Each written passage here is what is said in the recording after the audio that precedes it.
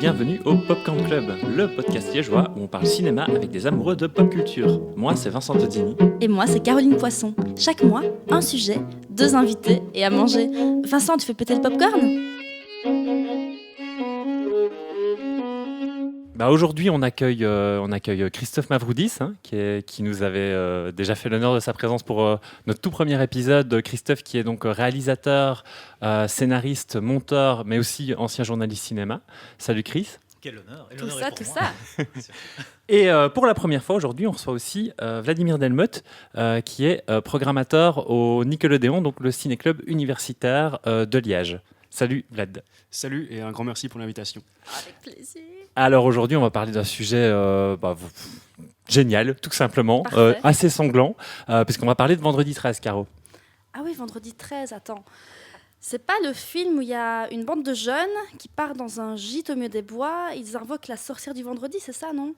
Je sais plus, et puis ils invoquent la sorcière du vendredi, puis elle a pas de tête, alors elle arrive, elle marche comme... C'est pas ça, Attends, non, je crois pas. Attends, et alors, ils portent tous des shorts, non ? Et alors ils portent tous des shorts, et donc c'est des shorts qui mangent les gens. Non ? Attends, parce que là, j'essaye de voir à quoi tu t'es raccroché pour trouver ce synopsis-là. Bah, je sais pas, vendredi 13, quoi. Je sais pas, il y en a tellement, il y a bien un scénario, c'est ça, non ? Oui, sûrement. Je sais pas. Non, Mais je crois pas que ce soit tout à fait ça. Est-ce que vous pouvez nous aider ? Ça parle de quoi, Vendredi 13, en fait ? Ça me rappelle un peu les canines de la mouche des inconnus. En fait. Les canines of the Mooch. Tu vois, je l'ai pas inventé. Exactement. Oh, mais ça Donc, va, hein. oui, qui se lance Vas-y. Donc, mais en fait, le premier vendredi 13, des jeunes vont camper aux abords Donc, du jusque-là, lac t'avais bon.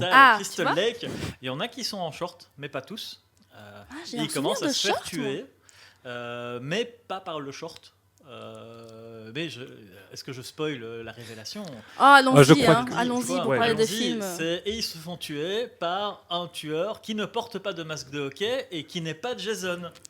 Dans le premier, Exact. justement, le meurtrier dont on ne révèle l'identité qu'à la fin, c'est la maman de Jason, enfin Jason pour les Anglais, puisque pour les Français de l'époque de 1980, Très c'est important. le petit Jackie. Et la maman se venge parce que le petit Jackie, qui était un gamin difforme, un peu abruti et tout le truc, avait été laissé à l'abandon par les moniteurs qui ont préféré baiser plutôt que de s'occuper de lui. Jackie s'est noyé parce qu'en plus de tout ça, il savait pas nager. Et donc la maman hyper vénère, quelques années après, on ne sait pas spécialement pourquoi, mais il y a des gens qui reviennent à Crystal Lake. Le c'est temps des qu'elle jeunes. apprenne à tuer les gens. Voilà, elle a pris. Les jeunes se remettent à baiser et la maman, elle aime pas ça parce que du coup, ça a tué son fils par le passé et donc voilà, elle devient une maman punitive et elle extermine tous les jeunes de Crystal Lake. Ce qui est hyper drôle, c'est que moi j'ai vu Scream avant de voir Vendredi 13. Toi aussi ? Pareil. Putain, et alors, quand j'ai vu Vendredi 13 la première fois, j'étais totalement spoilée par Scream, en fait. Et donc, tout le film, je me disais, je comprenais pas. J'étais là, mais c'est pas ça, en fait. Parce que dans le film, Drew Barrymore, elle se fait justement tuer à cause de ça. Et j'étais hyper perturbée par Vendredi 13 à cause de Scream. Mais malgré ça, je trouve quand même tout est fait pour te faire croire que c'est un homme qui tue. Quand tu vois une main qui apparaît dans Mais le plan, oui. c'est toujours une main. J'ai même revérifié dans les extraits. On se dit mais C'est une c'est main d'homme, clairement une main tout le d'homme. temps. Mais dans toutes les séries maintenant aussi, on ne sait pas trop qui a tué, ce qui s'est passé. À chaque fois, même si c'est une fille à la fin, le corps est encore d'homme, le physique, l'ombre et tout, toujours. Ben oui, en fait, le film c'est vraiment une réponse au succès d'Halloween, donc de Carpenter, qui est arrivé en 1978, donc qui était un peu la matrice du slasher. Donc un slasher, c'est grosso modo, il y a un méchant avec un couteau qui tue des jeunes, voilà, de préférence qui ont eu tendance à faire un peu trop la fête et à avoir un peu trop célébré les joies de la chair, quoi, on va dire. It Follows, c'est basé là-dessus après. Oui, tout à fait. Et c'est vrai que le Vendredi 13 paraît être une réponse de Sean Cunningham qui veut exploiter le filon parce que Halloween avait été, je pense, jusqu'à la sortie du film des Tortues Ninja, un des films indépendants les plus rentables de toute l'histoire du cinéma. Donc parce que ça, je pense que c'est important de le préciser. En fait, Vendredi 13, c'est pas un film qui générait beaucoup de recettes, mais qui avait un bon ratio, en fait. Oui. Après, je connais pas les chiffres du box-office, mais c'est vrai que ça capitalisait sur la vague de slasher qui a déferlé au début fin des années 70, début des années 80.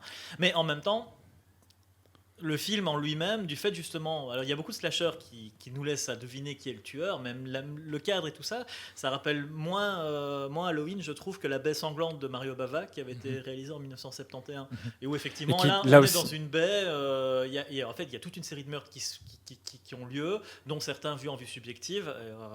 Finalement, quand on voit le film, le premier Vendredi 13 ressent pas spécialement Halloween en fait dans sa manière même de filmer. Ou peut-être à sa scène d'introduction. Peut-être à sa scène d'introduction, qui effectivement est entièrement en vue subjective. La scène d'introduction d'Halloween, donc complètement en vue subjective, et où effectivement là on met l'identité révélée au bout de la scène. C'est un petit oui, voilà, c'est on ça. le sait très vite. Michel. Petit Michel. Très bien, on a fait le lien. On l'avait passé c'est au parfait. ciné-club et tout le monde hurlait Michel. Michel Meyer. Oh là là, quoi. La maison des meilleurs. Voilà. Mange un peu Ce de qui fait popcorn. qu'un éventuel crossover entre Halloween et Vendredi 13 nous donnerait alors les héros Les merveilleuses aventures de Jackie et Michel. de Jackie et Michel, voilà. Tu peux mâcher dans le micro, hein, ça fait pour. Je vais pas faire un ASMR maintenant. Hein. Et donc juste après donc ce premier film, voilà, vous le disiez, on passe à un autre personnage qui va devenir récurrent et va créer une icône. Peut-être pas au deuxième film, mais en tout cas c'est là qu'il apparaît. Du coup, on a le personnage le plus célèbre, forcément Jason Voorhees, qui apparaît à partir du deuxième film. Alors, il faut savoir que Sean S. Cunningham, sachant qu'une suite allait arriver, ne voulait pas du tout que le personnage de Jason arrive comme le nouveau tueur du film, sachant que le fameux plan de fin du premier Vendredi 13, où on voit le jeune Jason sortir de l'eau pour attraper le personnage d'Alice, qui à la base en fait est presque une blague suggérée par Tom Savini, le maquilleur. Ça, je savais pas. Mais du coup, il a refusé, Sean S. Cunningham, de participer au deuxième. C'est pour ça que c'est Steve Miner, du coup, qui je crois est le réalisateur de deuxième équipe, il me semble, oui, c'est ça. qui a fait le duel de 3, qui s'en occupe. Mais donc même Tom Savini n'a pas voulu participer aux deux.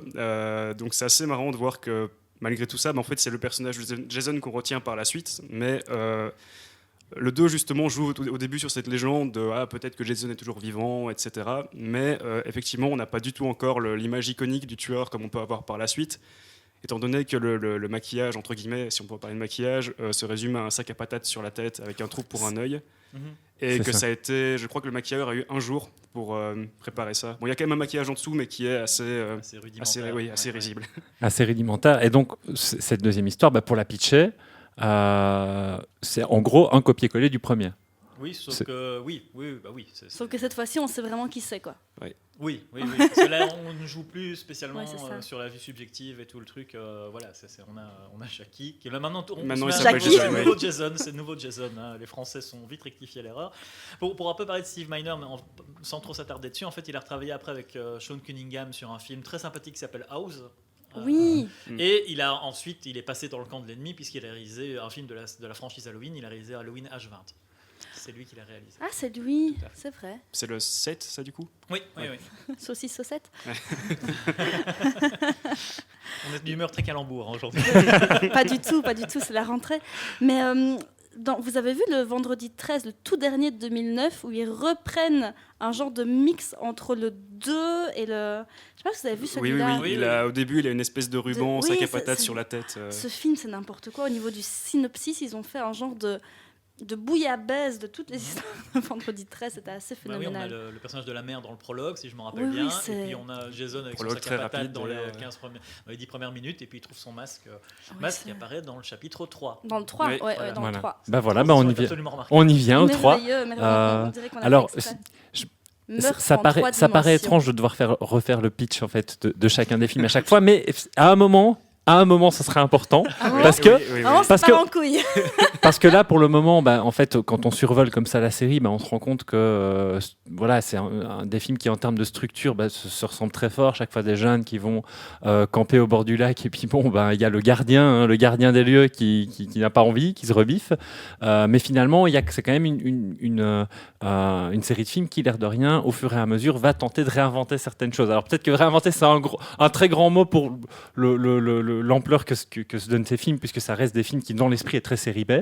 On est vraiment dans de l'exploitation pure jus. D'ailleurs, le rythme des films, c'est à chaque fois de 1980 pour le premier, 81 pour le second, 82, puis 84. Enfin, il y a toujours dans les années 80, il y a un Vendredi 13 qui arrive tous les ans ou tous les 2 ans, quoi, plus ou moins. Mais le 3, ça reste mon préféré. Visuellement, je trouve qu'il est super beau. J'adore les couleurs. il y a un C'était truc. le vendredi. Comme il y a un 3, il fallait que ce soit un film en 3D. 3 dimensions. 3D, ce qui est sa particularité. Qui n'ont d'ailleurs jamais, je pense, réitéré au niveau de la... Non, je crois que c'est le Non. seul qui a été fait en 3D. D'ailleurs, quand on revoit le film, c'est hyper voyant. C'est un peu affreux. tous ces effets un peu à la Jaws 3D aussi, Ouais, tous ouais. ces trucs-là où on se dit ah oui, c'est vraiment, ils voulaient montrer que Les effets Ils de avaient de quoi jaillissement comme ça, c'est-à-dire C'est qu'à merveilleux. un moment donné, il donne un coup de fourche. Donc la Ah, fourche c'est est là au génial. premier l'œil plan, qui sort au premier Ouais, plan ouais, aussi. tout à fait. J'ai revu les trailers avant de venir, notamment le 3e. À la fin, il disait Jason, plus rien ne peut l'arrêter, pas même l'écran. Oui, oui, oh là là, merveilleux. Il peut sortir comme ça. D'ailleurs, les trailers, on en parlait avec Vladimir sur le chemin, c'est assez amusant de voir que les trailers des 3 premiers films jouaient beaucoup sur le body count. C'est-à-dire Ouais. que tu avais 1, 2, 3, et à chaque fois, tu avais une image d'une des victimes potentielles qui arrivait. Et Alors d'ailleurs, le je body pense- count, pour vulgariser, qu'est-ce que c'est? c'est le nombre de c'est- cadavres voilà. qu'il y a à la fin du film. Dont Jason a le premier prix au-dessus de tous les slashers possibles, je pense. Ouais, ouais, ouais. Celui qui a tué le plus de monde. Plus Quoi. de 150, je crois, si on. Ouais, vraiment bah, le chiffre. C'était avant le Covid. Bah, avec son masque, Jason fait partie aussi de tous ces tueurs iconiques qui sont arrivés dans les années 80, donc avec Freddy, Michael Myers, Pinhead d'Hellraiser, Ouais. Chucky aussi qui lui est arrivé un petit peu plus tard, donc ça fait vraiment partie de ces figures qui sont en même temps, contrairement à pas mal d'autres du mythe fantastique, et à l'exception peut-être de Pinhead d'Hellraiser, ne sont que des créatures de cinéma.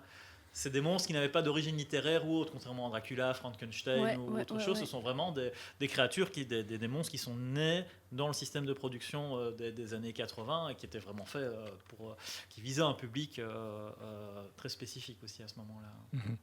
Il y a ce troisième volet qui, en gros, à part la particularité notable de contrairement aux deux, presque complètement tuer l'antagoniste. D'ailleurs, je me demande s'il n'avait pas prévu plus ou moins à ce moment-là d'arrêter la franchise.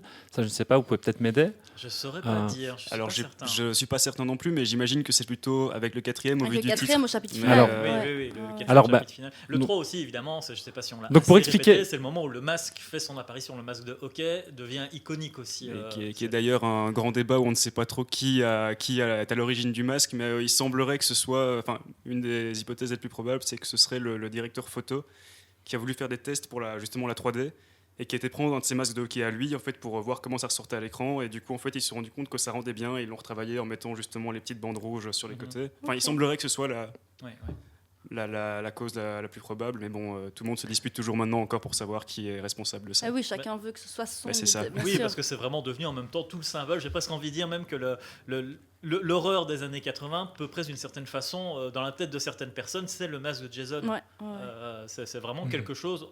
Autant je pense que personne ne dira que les films ne sont des grands moments de cinéma en eux-mêmes, autant je pense que en tant qu'icône, Jason et son masque, c'est quelque chose que tout le monde connaît, quoi. Mais c'est ça qui est encore plus surprenant quand tu découvres Vendredi 13 plus tard. Parce que moi, quand il est sorti, j'étais pas née.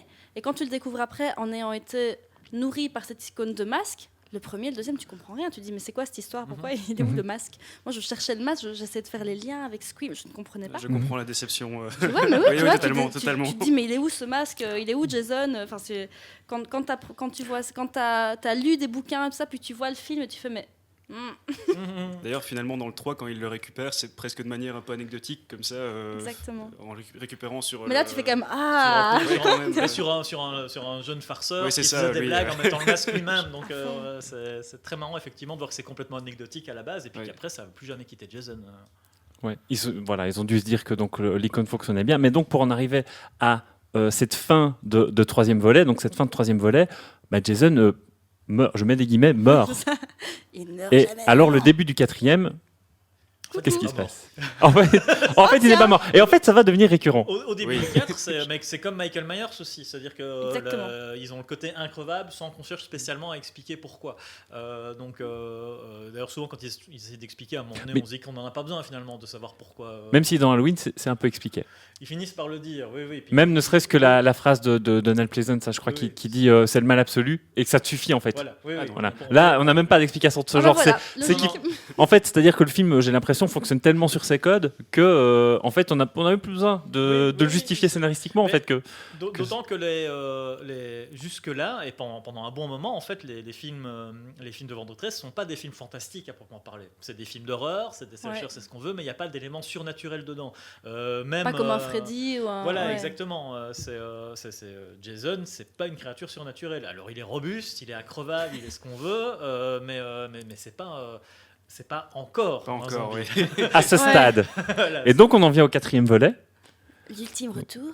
L'ultime Moi, retour. j'ai les titres en français. Je trouve qu'ils sont toujours merveilleux en français. Le chapitre final, c'est le chapitre 8, final. Ah oui, l'ultime non, retour. on était... En Ah français, oui, du c'est moins. celui-là, oui, Ah c'est oui, chapitre par contre, final. j'étais encore Attention, sur le 8, moi, mais on se fait avoir. Mais apparemment, disons que sémantiquement, on est à peu près sur le même genre de délire. Oui, c'est toujours très bien parce qu'en fait, en tant que spectateur français, on sait même pas forcément qu'il y a un lien. C'est-à-dire que le premier, d'accord, c'est Vendredi 13. Le 2, c'est le tueur de vendredi. Le tueur du vendredi. Le 3, c'est meurtre en 3 dimensions. Effectivement, le 4e, par contre, ça devient Vendredi 13, chapitre final. Mais d'ailleurs, quand j'avais acheté le DVD en occasion du 4, c'est vraiment un truc où je me suis dit, c'est peut-être le dernier. J'avais vu les 3 premiers avant. Bon, bah, allez, c'est pas très grave. J'imagine que je ne perds pas grand chose en termes scénaristiques de passer directement à celui-là. Mais effectivement, j'ai rien prévu vu que c'était la suite. Mais Et c'est vrai que sur celui-là, par contre, voilà, ils se décident. Ils pensent qu'ils ont fait le tour, je pense, du filon. Bon, bah voilà, ça fait quoi? Il arrive en 84 le chapitre final. Donc en même temps, ils se disent 4 films sur Vendredi 13 depuis 4 films en 4 ans. En 4 ans, pas c'est mal. pas mal. Oui. Si on arrêtait quoi. Par contre, ce qui est toujours amusant, c'est que c'est souvent dans ces petits films d'horreur. Série B qu'on peut voir apparaître des noms qui deviendront plus célèbres par la suite. Donc il y avait Kevin Bacon qui meurt dans le premier. Dans le premier Oui, Très donc belle c'est vrai mort. que ça, on Très, très n'en belle parle mort. pas. Et c'est aussi un code qu'on n'a pas encore cité qui est lié au slasher, c'est une death by sex en fait. Oui. Parce qu'en fait, on en parlait juste avant. voilà. Mais oui, Oui, voilà. tu baisses, plus t'as Mais de chances de te faire Mais là, avoir. effectivement, c'est exactement ce qui arrive à Kevin Bacon. Il termine sa petite affaire et là, il se fait transpercer la gorge et voilà. Tout à Donc, fait. Donc, dans le premier, et puis dans le 4 en question, il y a Crispin Glover.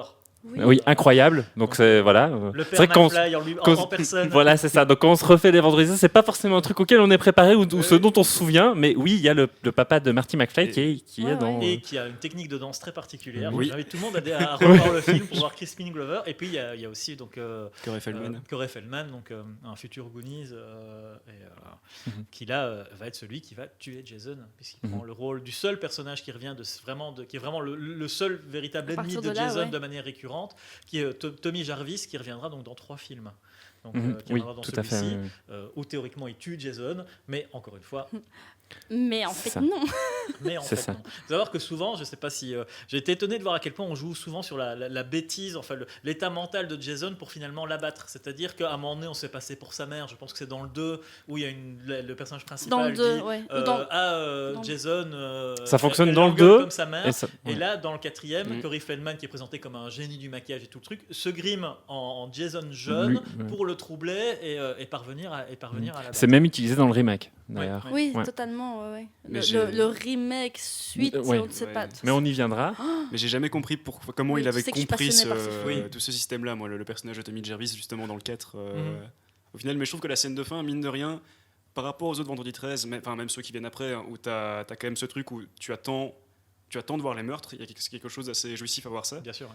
mais que quand le personnage de Tommy Jarvis tue Jason Voorhees dans le 4, c'est vraiment très violent, je trouve, en Mhm. fait, le die.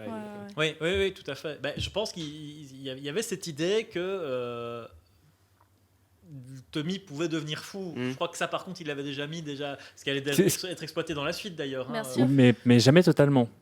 Oui, tout à Ouais, fait. ouais. Mais après, le 4, tu sentais bien dans la manière dont on te montre que Jason meurt, que cette fois-ci, on veut vraiment te faire dire, cette fois-ci, il ne reviendra pas. Parce que sa machette qui s'enfonce dans sa Ouais, c'est tête, ça. et puis sa tête qui s'enfonce encore sur la machette, dans le genre, c'est radical. C'est le seul où théoriquement tu ne reviens Ouais. pas après ça.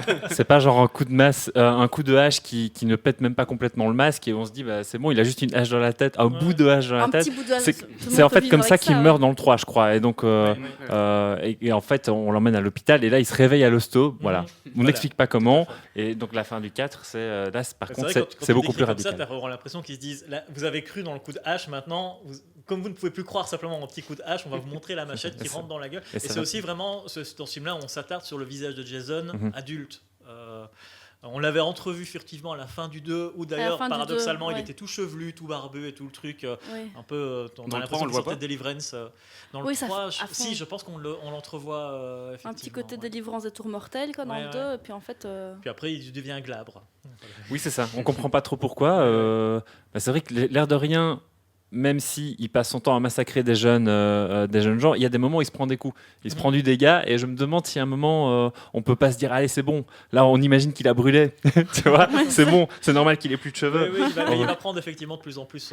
Il va être de plus en plus défiguré, Jason. Déjà qu'il partait pas forcément. C'est ça. Oui, il partait pas sur une bonne base quoi. Oui, tout à fait. Et donc là, en fait, on en arrive à la grosse particularité de cette saga, qui est le 5e volet, qui a vraiment une particularité, un peu comme son premier, l'air de rien, puisqu'on iconise très fort le personnage de Jason, mais le 5e se fait donc sans Jason en fait. Comme tu spoil. On va laisser Vladimir. C'est ça, c'est que du coup, le scénario, c'est simplement que Tommy Jarvis, donc c'est des années plus tard. 5 ans plus tard. C'est Ah oui, 5 ans bon, plus je sais tard, plus ouais. trop, mais Ça a été fait un an après, mais c'est censé être 5 ans Oui, plus tard. bon, Un an pas- après, parce que finalement, la fin marche très bien, et donc on Ouais. se dit, on va pas finir comme ça. On reprend. Tu m'étonnes. Mais du coup, ça se passe dans une espèce de, aussi toujours à Crystal Lake évidemment, dans une espèce de maison pour personnes à troubles mentaux. Et sauf qu'un tueur fait à nouveau son apparition avec un masque de hockey, à la seule différence qu'il n'y a plus des lignes rouges mais bleues, pour juste ce qui est du physique. Et après, le scénario est à peu près le même, si ce n'est qu'au final, on se rend compte que le tueur est un copycat. Donc en fait, une espèce de fan de Jason, si on peut dire ça comme ça. Qui du coup a repris l'identité du tueur pour essayer de retuer tout le monde, mais il se fait abattre à la fin et Tommy s'en sort une nouvelle fois pour faire suite au 6 du coup qui arrive lui aussi un an plus tard. Et je pense avoir lu que le projet initial était vraiment de faire de Tommy Jarvis le porteur du masque et que finalement ça a été occulté. Mais voilà. Ce qui est d'ailleurs vraiment amené très très fort dans la fin du 4e volet. Oui, totalement. Tout à fait. On peut voir aussi d'ailleurs, quand on en parle encore une fois comme ça, qu'il y a beaucoup de films fantastiques où les séquelles se déroulent dans des hôpitaux. Notamment, on a un des Freddy Halloween aussi. On a Halloween 2. Halloween, on a, Freddy, on a Carrie. Freddy 3, on se retrouve encore une fois dans un hôpital avec des personnages troublés mentalement. Hellraiser 2 aussi voit Kirsty qui arrive dans un hôpital psychiatrique. Donc je pense évidemment qu'on se dit. En même temps, c'est un passage un peu obligé quand tu Ou vis ne tout pas. ça. L'antre de la Il y a folie. des gens qui prétendent avoir vu l'ordre de la folie, mais ça, Ouais. il est fait pour ça. Ah ouais, Mais c'est vrai qu'on voit ces franchises-là amènent souvent dans un hôpital psychiatrique. Mais comme tu dis, en même temps, ça tombe à un moment donné. Oui. Tu dis, on récupère un personnage qui va raconter à tout le monde l'incroyable. On va pas se dire, ok, c'est bon, assieds-toi, mange des chips, on va faire un scène de ton histoire. on va plutôt se dire, on va un petit peu le faire soigner. Quoi. C'est clair. Mais je sais, dans Halloween, il y a cette petite fille qui tue et qui remet le masque. C'est donc dans peut-être Halloween 4. c'est le 4, Fin voilà. d'Halloween 4. C'est peut-être aussi, je ne sais pas, là je donne un peu une hypothèse ou quoi, mais qui se sont dit on va pas partir là-dedans pour... Oui, en fait c'est quelque chose en même temps quand on regarde que les narrateurs américains utilisent assez souvent, c'est cette idée qu'à un moment donné, le personnage positif qui affronte le mal va devenir l'ennemi aussi lui-même. Il y a eu plusieurs variations, même en comics notamment, de cette idée. Notamment, tu as eu des comics Hellraiser où Kirsty échange littéralement sa place avec Pinhead. Et donc, elle fait un pacte pour remplacer Pinhead dans les enfers. Même dans la série elle-même, les séries Hellraiser, il y a un épisode où Kirsty revient et où c'est elle qui invoque les Cénobites pour se venger d'un mari-volage. Visiblement, une des orientations que prenait Neil Blomkamp dans l'Alien qu'il préparait, on a vu des concept art où il y avait une espèce d'hybridation entre Ripley et l'Alien aussi. Donc il y a toujours eu cette idée à un moment donné, c'est presque un trope, j'ai envie de dire, de se dire, ah bah tiens, comment est-ce qu'on fait pour exploiter une histoire? Eh ben, on va rapprocher le protagoniste de l'antagoniste et peut-être switcher, c'est quelque chose qui est relativement utilisé. Et brouiller un peu les références. Énormément même saga, indépendamment de l'or, il y a toujours un moment, souvent au 3e volet, où il faut jouer sur la part d'ombre du personnage que l'on suit. Et donc, voilà ce 5e volet, là, on en est au 5 déjà. Oui. Où donc, on n'a pas affaire à Jason, on l'apprend à la fin du film. On a en fait affaire à une banale histoire de vengeance d'un homme qui, pour venger la mort de son fils, en fait, choisit d'utiliser l'icône, quoi. Et donc là, l'air de rien, c'est dans un discours un peu méta, je ne sais pas si j'extrapole beaucoup, mais je pense qu'il y a déjà une conscience aussi des producteurs de se dire, on a tellement réussi à créer un truc avec le masque qu'en réalité, peu importe, le masque suffit. Voilà, exactement, le masque suffit. Mais voilà, c'est pas en fait une trajectoire qu'ils vont garder. Non, parce que Non. je pense qu'en même temps, je crois que les spectateurs, ils voulaient voir Jason. Je pense qu'ils veulent pas voir un copycat. C'est comme si tu te dis, je vais voir un film de Freddy Krueger et qu'à la fin du film, c'est pas Freddy Krueger, c'est quelqu'un d'autre, c'est Scooby-Doo, quoi. Ouais, c'est ça. Alors tu vas voir Halloween 3 et il n'y a pas Michael Myers, quoi. Oui, voilà. C'est vrai qu'il y a tiens. pas mal de gens qui ont été, Moi, j'ai adoré le 3, Ah, moi aussi. j'avoue. Oui, c'est ça, mais c'est. Enfin, on pourra faire un spécial Oui, on Halloween. fera, Ouais, parce que là, on tout peut à y fait. aller, quoi. Mais oui, mais effectivement, on revient et puis on arrive le 6. Voilà, parce que c'est le c'est- préféré de Vlad. Ouais. C'est ça. Mais je Parce crois que là, c'est là que finalement la dernière particularité que j'ai l'impression la pop culture alloue au personnage de Jason Voorhees arrive à ce moment-là. Allez, Tu c'est peux y ton aller, préféré, vas-y. on te Allez, bah, laisse. je sais pas si c'est vraiment mon préféré, mais je crois que c'est celui qui m'a le plus marqué. Mais celui-là, ce qui se passe, c'est que Tommy Jarvis revient une nouvelle fois, sauf que là, il va ouvrir la tombe de Jason et, pour essayer vraiment de détruire le Magnifique. corps une fois pour toutes. Sauf qu'en plantant un pieu en métal dedans, le tonnerre, évidemment, à ce moment précis, parce Parce qu'il fallait citer parce Frankenstein. que, voilà, voilà. il fallait citer Frankenstein. Donc frappe le corps de Jason qui se réveille du coup en mort-vivant. Parce que du coup, le 6e Vendredi 13 s'appelle Jason Lives en VO et donc Jason le mort-vivant. Parce que là, comme tu disais Christophe, le fantastique fait son incursion dans l'univers. Et donc Jason devient un zombie indestructible, s'il n'était pas déjà avant presque. Mais ce qui est assez intéressant dans celui-là, je trouve, c'est annoncé dès le générique en fait, où vraiment comme James Bond. Comment expliquer ça ? Jason arrive de profil et en fait fond l'écran avec sa machette et le sang se met à couler, donc c'est vraiment comme James Bond qui arrive et qui tire contre l'écran. Et là en fait pour moi je le dis souvent, je le définis un peu comme ça, le 6 pour moi c'est c'est un peu comme le Freddy 3 de Chuck Russell Ouais. dans la saga Mhm. Freddy, bon en moins bon, hein, ça c'est une évidence, mais où là vraiment on décide que voilà, Jason va devenir le personnage principal de la saga, même si c'était plus ou moins déjà le cas avant, mais là, Comme on s'il en se fait rattrapait presque- du 5 un peu. C'est ça, mais alors Ouais. ça devient presque même limite le héros, c'est lui qu'on vient voir. Et d'ailleurs, un truc, Déjà, ouais, c'est assez visible dans le fait qu'on met son nom dans le titre. Ah oui, clairement. Voilà. C'est ça. D'ailleurs, je crois qu'on parle à partir de ce moment-là presque de la saga des Jason, selon certains.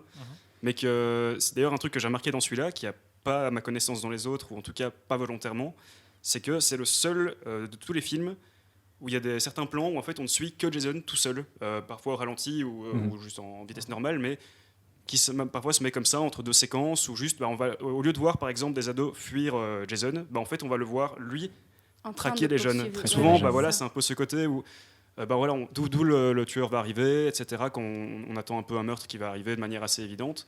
Et là, en fait, non, on voit le tueur depuis peut-être, je sais pas, 30 secondes, une minute, avant qu'il arrive au meurtre. Donc c'est là que je me dis, mais c'est quand même assez particulier comme manière de faire par rapport aux autres. Et même après, c'est même pas spécialement repris, je pense. Il est beaucoup plus arché comédie aussi, celui-là, Ouais, très ouais. assumé.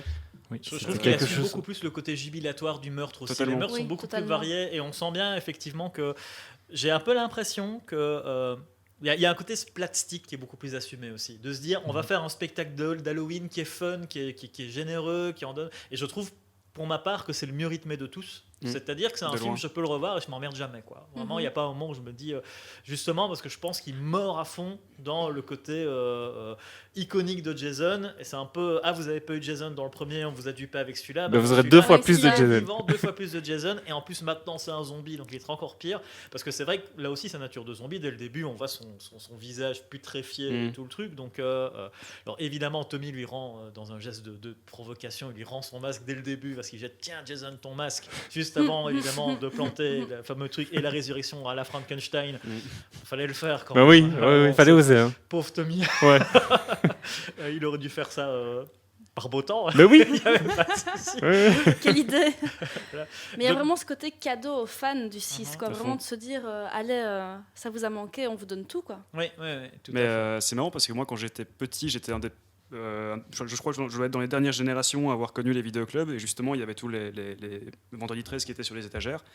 Et j'ai toujours été marqué par la pochette de Jason le mort-vivant. Et pour moi, dans ma tête, ça a toujours été non seulement évident que c'était Jason, mais aussi que c'était un mort-vivant. Donc moi, la frustration, elle a été longue avant d'arriver au 6. Pour enfin avoir ce que je cherchais quelque part. C'est un peu ce que je disais, hein, c'est que j'ai l'impression que dans la façon dont il est iconisé, comme nous, on peut avoir tendance à le voir, peut-être nous, par exemple, moi j'étais pas né dans les années 80, Ouais, donc ouais. évidemment l'icône m'est arrivée après, Et moi, j'ai toujours visualisé Jason Mais c'est ça. déjà en mort-vivant, À fond. en fait. Même moi qui ai connu plus les vidéoclubs que vous, c'était déjà le cas en fait. Parce que moi j'ai commencé vraiment à m'intéresser au fantastique au début des années 90 et tout ça, mais avant même quand j'allais dans les vidéoclubs, tu avais déjà toutes ces jaquettes et tout le truc. Et Jason était un mort-vivant pour moi aussi. C'est quelque chose qu'on a tendance un peu à oublier, je pense, maintenant quand on veut créer des monstres, des personnages iconiques en un film, c'est que la plupart des icônes elles se sont créées en fur et à 3, mesure. 4, 5 films. Même James Bond, il n'a pas eu tous ses attributs tout de suite. Ça s'est composé au fur et à mesure et quelque part, au rythme des productions, bah, ça filtrait ce qui devait rester, ce qui allait devenir le personnage. Et c'est vrai que c'est dans Jason Lives qui devient vraiment le Jason, Le je Jason crois, qu'on dans lequel retient. voilà, que tout le monde va retenir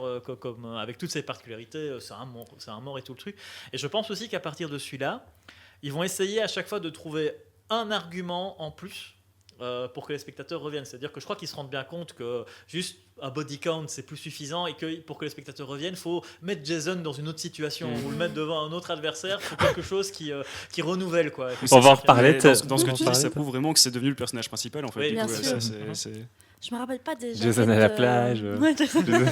Je me rappelle pas des pochettes des cassettes au vidéoclub. Par contre, petit aparté, moi ce qui m'avait hyper marqué au vidéoclub, c'était la pochette de Chucky. Ça a été mon premier film, mais j'en faisais des cauchemars. Tu sais Toi que aussi. littéralement, mais maman, si tu m'écoutes, vraiment, je traînais tout le temps dans le rayon horreur des vidéoclubs et j'étais fasciné par ça. Et je me rappelle les pochettes de Chucky. Et Celle voir où il coupe avec les ciseaux, C'est le 2, oui. Moi, celle du 1, du 2 et du 3, je ne savais plus dormir. Et ça, ma mère, Moi, si je elle écoute, devais va vraiment s'en éviter le rappeler. rayon, hein. Je devais éviter le rayon. Mais vraiment, je devais faire un truc. Moi, je savais maintenant, à chaque fois que j'y allais, mon père m'obligeait. C'est OK, tu dois tourner ta tête à autant de degrés. Et c'est pas une blague. Hein, Ouais, vraiment, je ne pouvais plus y incroyable. retourner à cause de ça, à cause des pochettes de Chucky. Moi, Ah ouais, moi, c'est j'avais fou. toujours été fasciné par les jaquettes. Alors, les jaquettes des vendetrices, justement, c'était le masque. Hein. À Ouais. partir du Mhm. 3, ça a toujours Mais été oui, le c'est masque. ça. Même du Mais c'est 4, ça, du quand 4, à partir du ouais. 4, quand à après partir du tu 4, tu ça a vois toujours été ça, le masque. Ouais, ouais. quand tu vois ça tout le temps, tu comprends pas. Tu vois, Dans c'est- le 1, le 2, le 3, c'était l'arme du cri, Ouais. du sang et des trucs comme ça. Et dans le 4, ça devient le masque. Et à chaque fois, le masque va occuper la majorité de la jaquette, tout le De la truc. Mais c'est vrai que jaquette, moi, ouais. gamin aussi. Alors, j'étais dans une famille où on détestait les films d'horreur. Et bon, j'embrayais sur le truc aussi. Et en fait, moi, jusqu'à mes 12-13 ans, je supportais pas d'en voir non plus. Mais quand j'allais au vidéoclub, je regardais toutes les jaquettes. Je disais, qu'est-ce que ça a l'air mauvais. Et tu te retournes, Ouais. et tu te retournes de nouveau et tu les regardes tous. Celui-là, il est encore plus mauvais. Mais tu peux pas t'empêcher de regarder ce que ça raconte derrière. Et après, en même temps, même adulte, des fois, tu revois ces jaquettes-là et tu as envie de voir le film qu'il y a derrière que tu n'osais pas voir à Mhm. l'époque. Mais c'est Tu te ça. dis, C'est comme ça que sont nées nos passions. Hein. Bah C'est oui, avec les mais, jaquettes de cassettes. Et Il y a c'est rien à faire. Tout à fait. celui qui m'avait marqué tout de suite, c'était le Pinhead. Ah, à Hellraiser. fond, à Celui-là, fond. tout de suite, ça m'avait. C'est un personnage qui visuellement m'a toujours marqué, quoi. Ces aiguilles comme ça, ce truc. Il y a toujours quelque chose de très. Mais encore maintenant, il me fait un peu peur. Cette pochette me fait encore peur. Je ne. Mhm. Là. Bon, vendredi Les 13. Mais pour- icônes de l'horreur. Pour en revenir On en pourrait vendredi parler- 13. Mais En fait, non, tu on pourrait parlais à un faire de moment d'un. l'horreur. Si on parle d'icônes de l'horreur, on va parler Tout à tous fait. en fait, parce qu'elles se Tout à fait. rejoignent Tout à fait. constamment. Tout Puis à fait. Vendredi 13, Oui. c'est aussi Et à évident que c'est un nouveau- truc de vidéoclub. quoi. Et Et parce Hellraiser que, en avait fait, été on fait parlait- en réaction à tout cela. Ouais. d'ailleurs. En fait, on parlait de vidéoclub et en fait, c'est important de le dire parce qu'on est déjà, à l'air de rien, au 6e volet, mais on est seulement en 86 là. Donc, Oui, c'est ça. tu parlais de rythme de production. Déjà, on est en plein. Les vidéoclubs sont vraiment là, on est en plein dedans, il n'y a pas de souci. Et surtout, on n'a pas encore quitté les années 80, on a déjà complètement tué Jason, on l'a déjà ressuscité. Et donc, ça, on va y venir, mais la saga, les derniers films qu'on a eus étaient relativement récents. Ouais, à Mais là- 86, je n'avais que 9 ans. Hein. Ouais. Moi, j'avais Et- moins 11 ans. Oh mon dieu, oui, non, j'étais née quand même. 86. Et donc là, en gros, Deux vieux, deux jeunes. on arrive à la fin de ce 6e volet. Bon, il se retrouve dans un lac, ce coup-ci. Oui. Voilà. Je pense, hein, c'est ça. Oui, Mais il est c'est revoyant. clairement Il est annoncé à la fin renoyé. qu'il vit toujours, par contre. Oui. Voilà. Enfin, qu'il Il y a vit. des Non, petits- il est En même mort, temps, c'est un mais mort que- vivant, ouais, donc, mais voilà, il y a toujours Là, les yeux c'est ouverts. clair. Un mort vivant, il y a Mais vivant. il est neutralisé Oui, pour le moment. Parce qu'il C'est ça. il est envoyé dans le fond du lac avec une grosse pierre. Voilà, c'est ça. Et donc là, Comme on si ça passe fonctionnait, quoi. Au 7. au titre. Tu dis le titre français? Un nouveau défi. Un nouveau Un défi. nouveau défi. Ah oui, ça c'est. Jean Copion, hein, je ne les connais pas tous par cœur. Guerrier Ouais. versus Jason. Voilà. Mais donc celui-là. Et donc voilà, un nouveau défi. Finalement, Vas-y, on passe à vas-y. quoi? J'ai beaucoup parlé On sur le passe à 6. quoi Non, non, il y a exactement? pas de souci.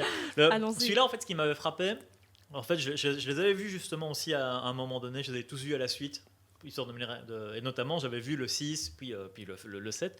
Et c'était là que ça m'avait frappé à quel point il fallait qu'ils trouvent un nouvel argument à chaque fois pour réinsuffler quelque chose. Et là, grosso modo, on aurait pu appeler le film Jason contre Carrie. Exactement. Totalement. Parce que, À fond. comme on sait plus trop quoi faire, à un moment donné, juste effectivement c'est banal, on peut pas juste faire Jason qui ressort, les gens vont pas venir pour revoir encore la même chose.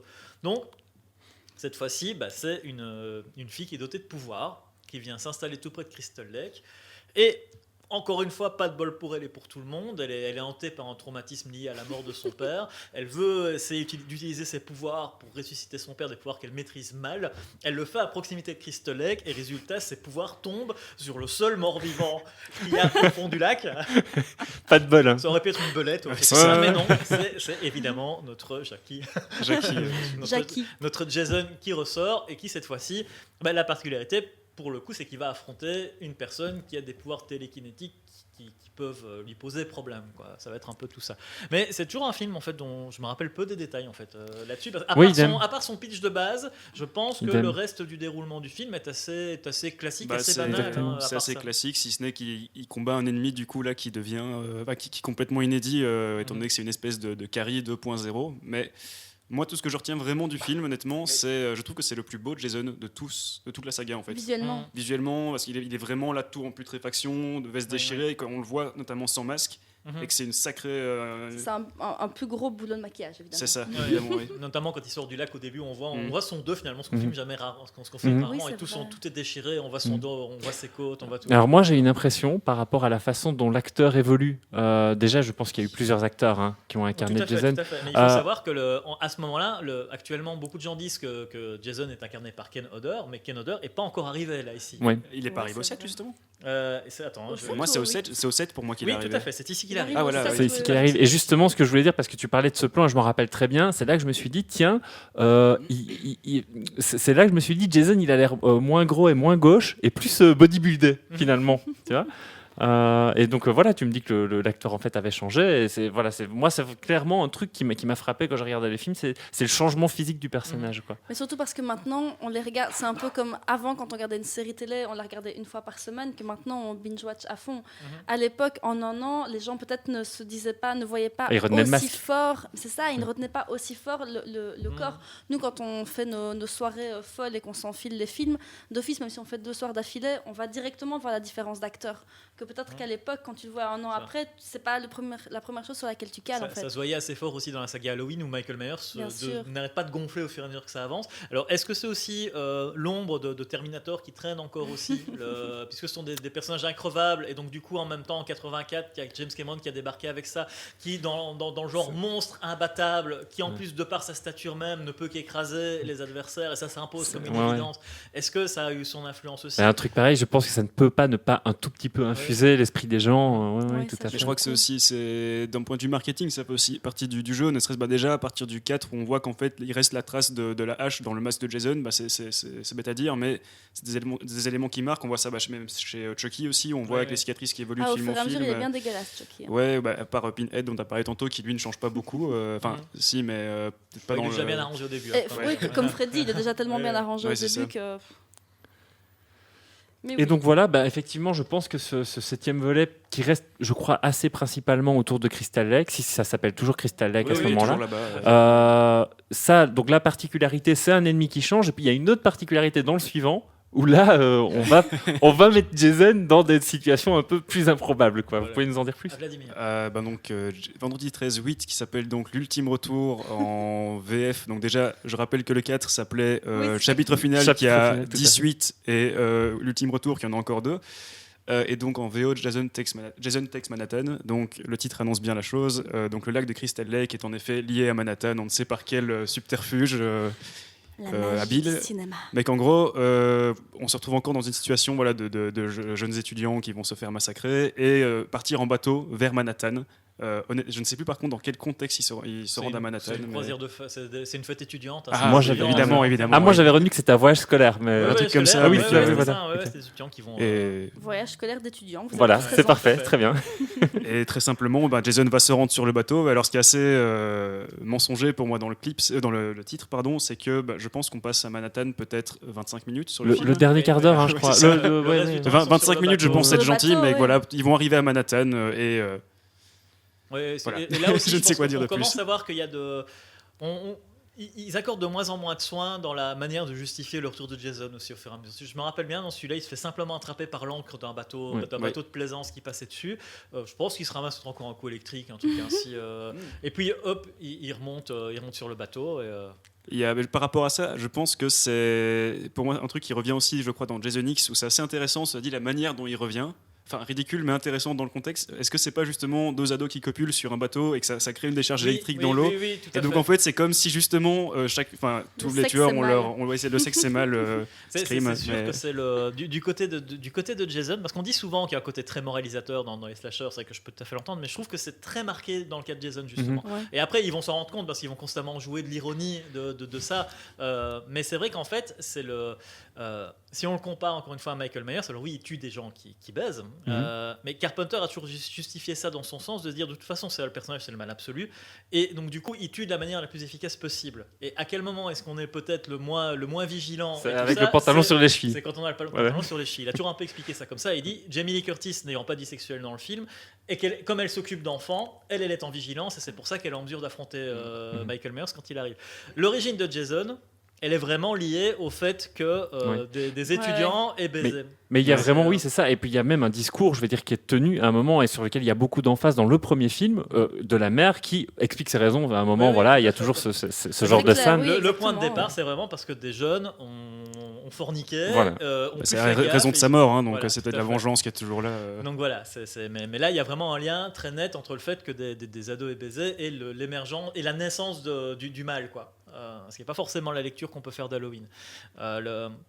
Mais ici, effectivement, par contre, au fur et à mesure, ils vont bien se rendre compte. Là, on est en 89, et à un moment donné, ils commencent à se dire, les gens ont compris, quoi. Donc, on va commencer à développer une ironie sur le fait que, Jason, il va venir, mais ça va être un jeu pour le spectateur, quoi. Il sait que si on monte des jeunes qui sont en train de se dessaper, c'est que Jason va arriver, on va commencer à construire là-dessus.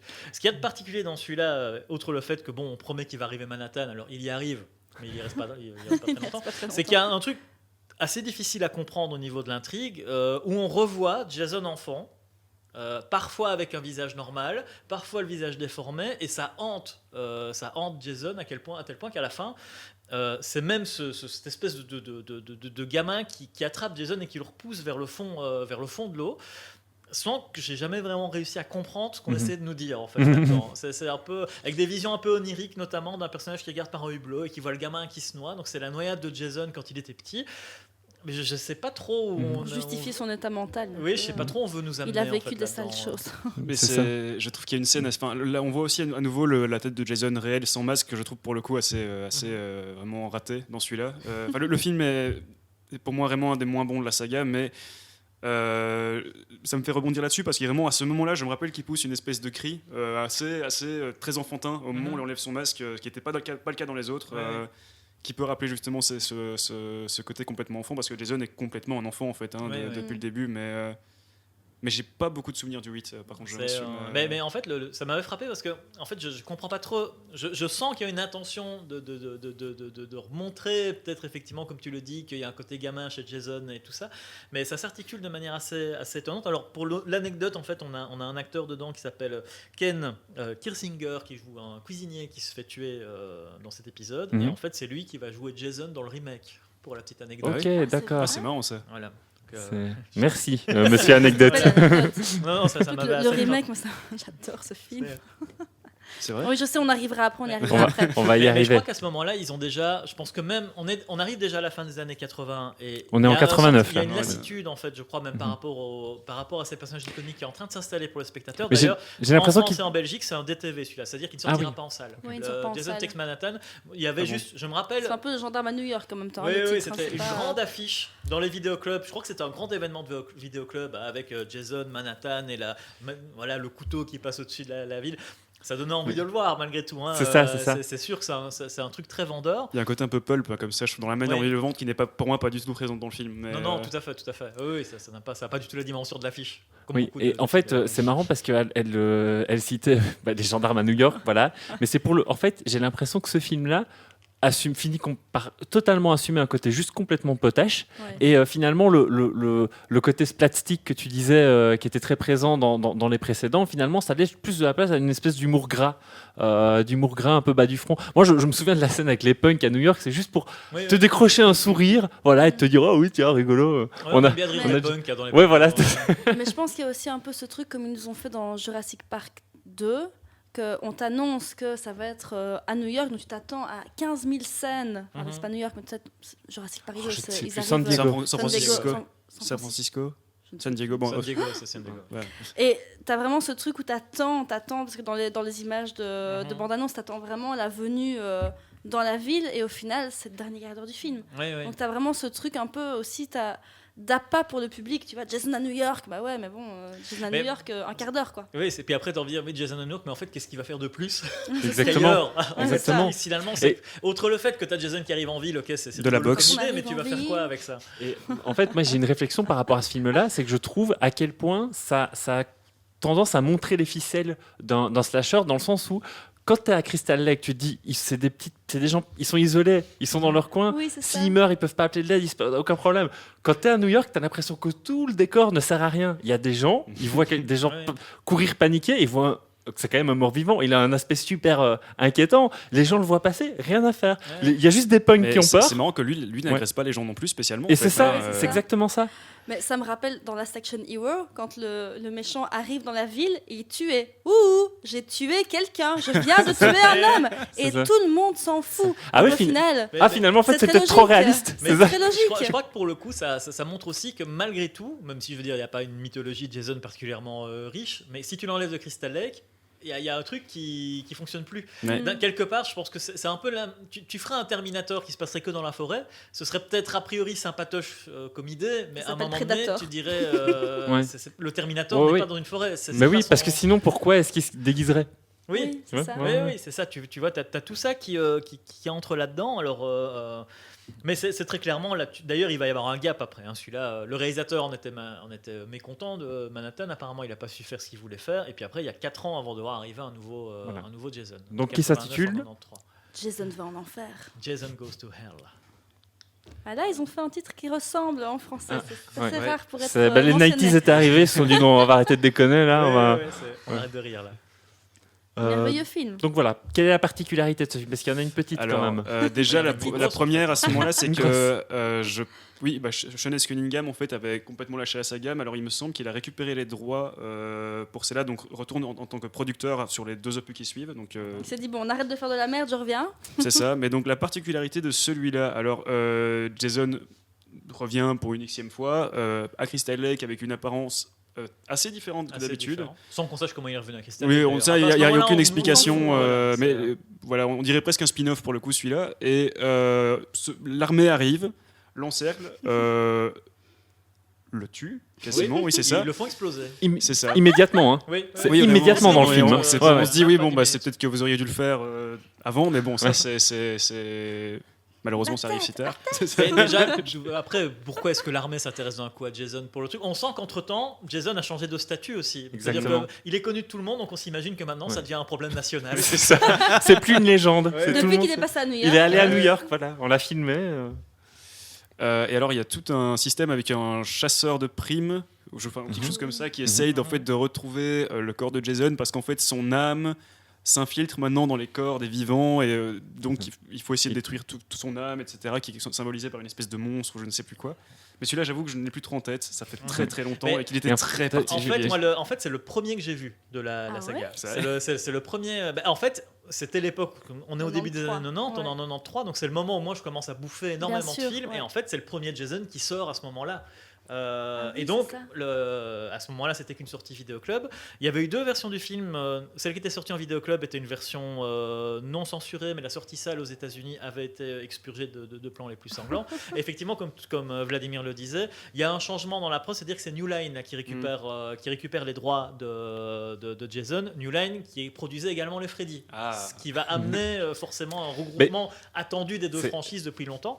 Mais en même temps, ils disent il faut qu'on trouve qu'on fasse quelque chose de neuf. Et en fait, ils vont s'inspirer, j'ai l'impression, d'un autre film qui, je pense, faisait partie de leur catalogue, mais je ne suis pas certain, qui s'appelait Eden, que vous avez peut-être parlé. En fait, Eden racontait l'histoire de deux extraterrestres qui s'affrontent, mais en fait, ils ont comme particularité de passer dans le corps d'autres personnes. C'est-à-dire que l'extraterrestre qu'on traque, il a une espèce de parasite qui fait avaler à d'autres personnes. Comme dans Faculty.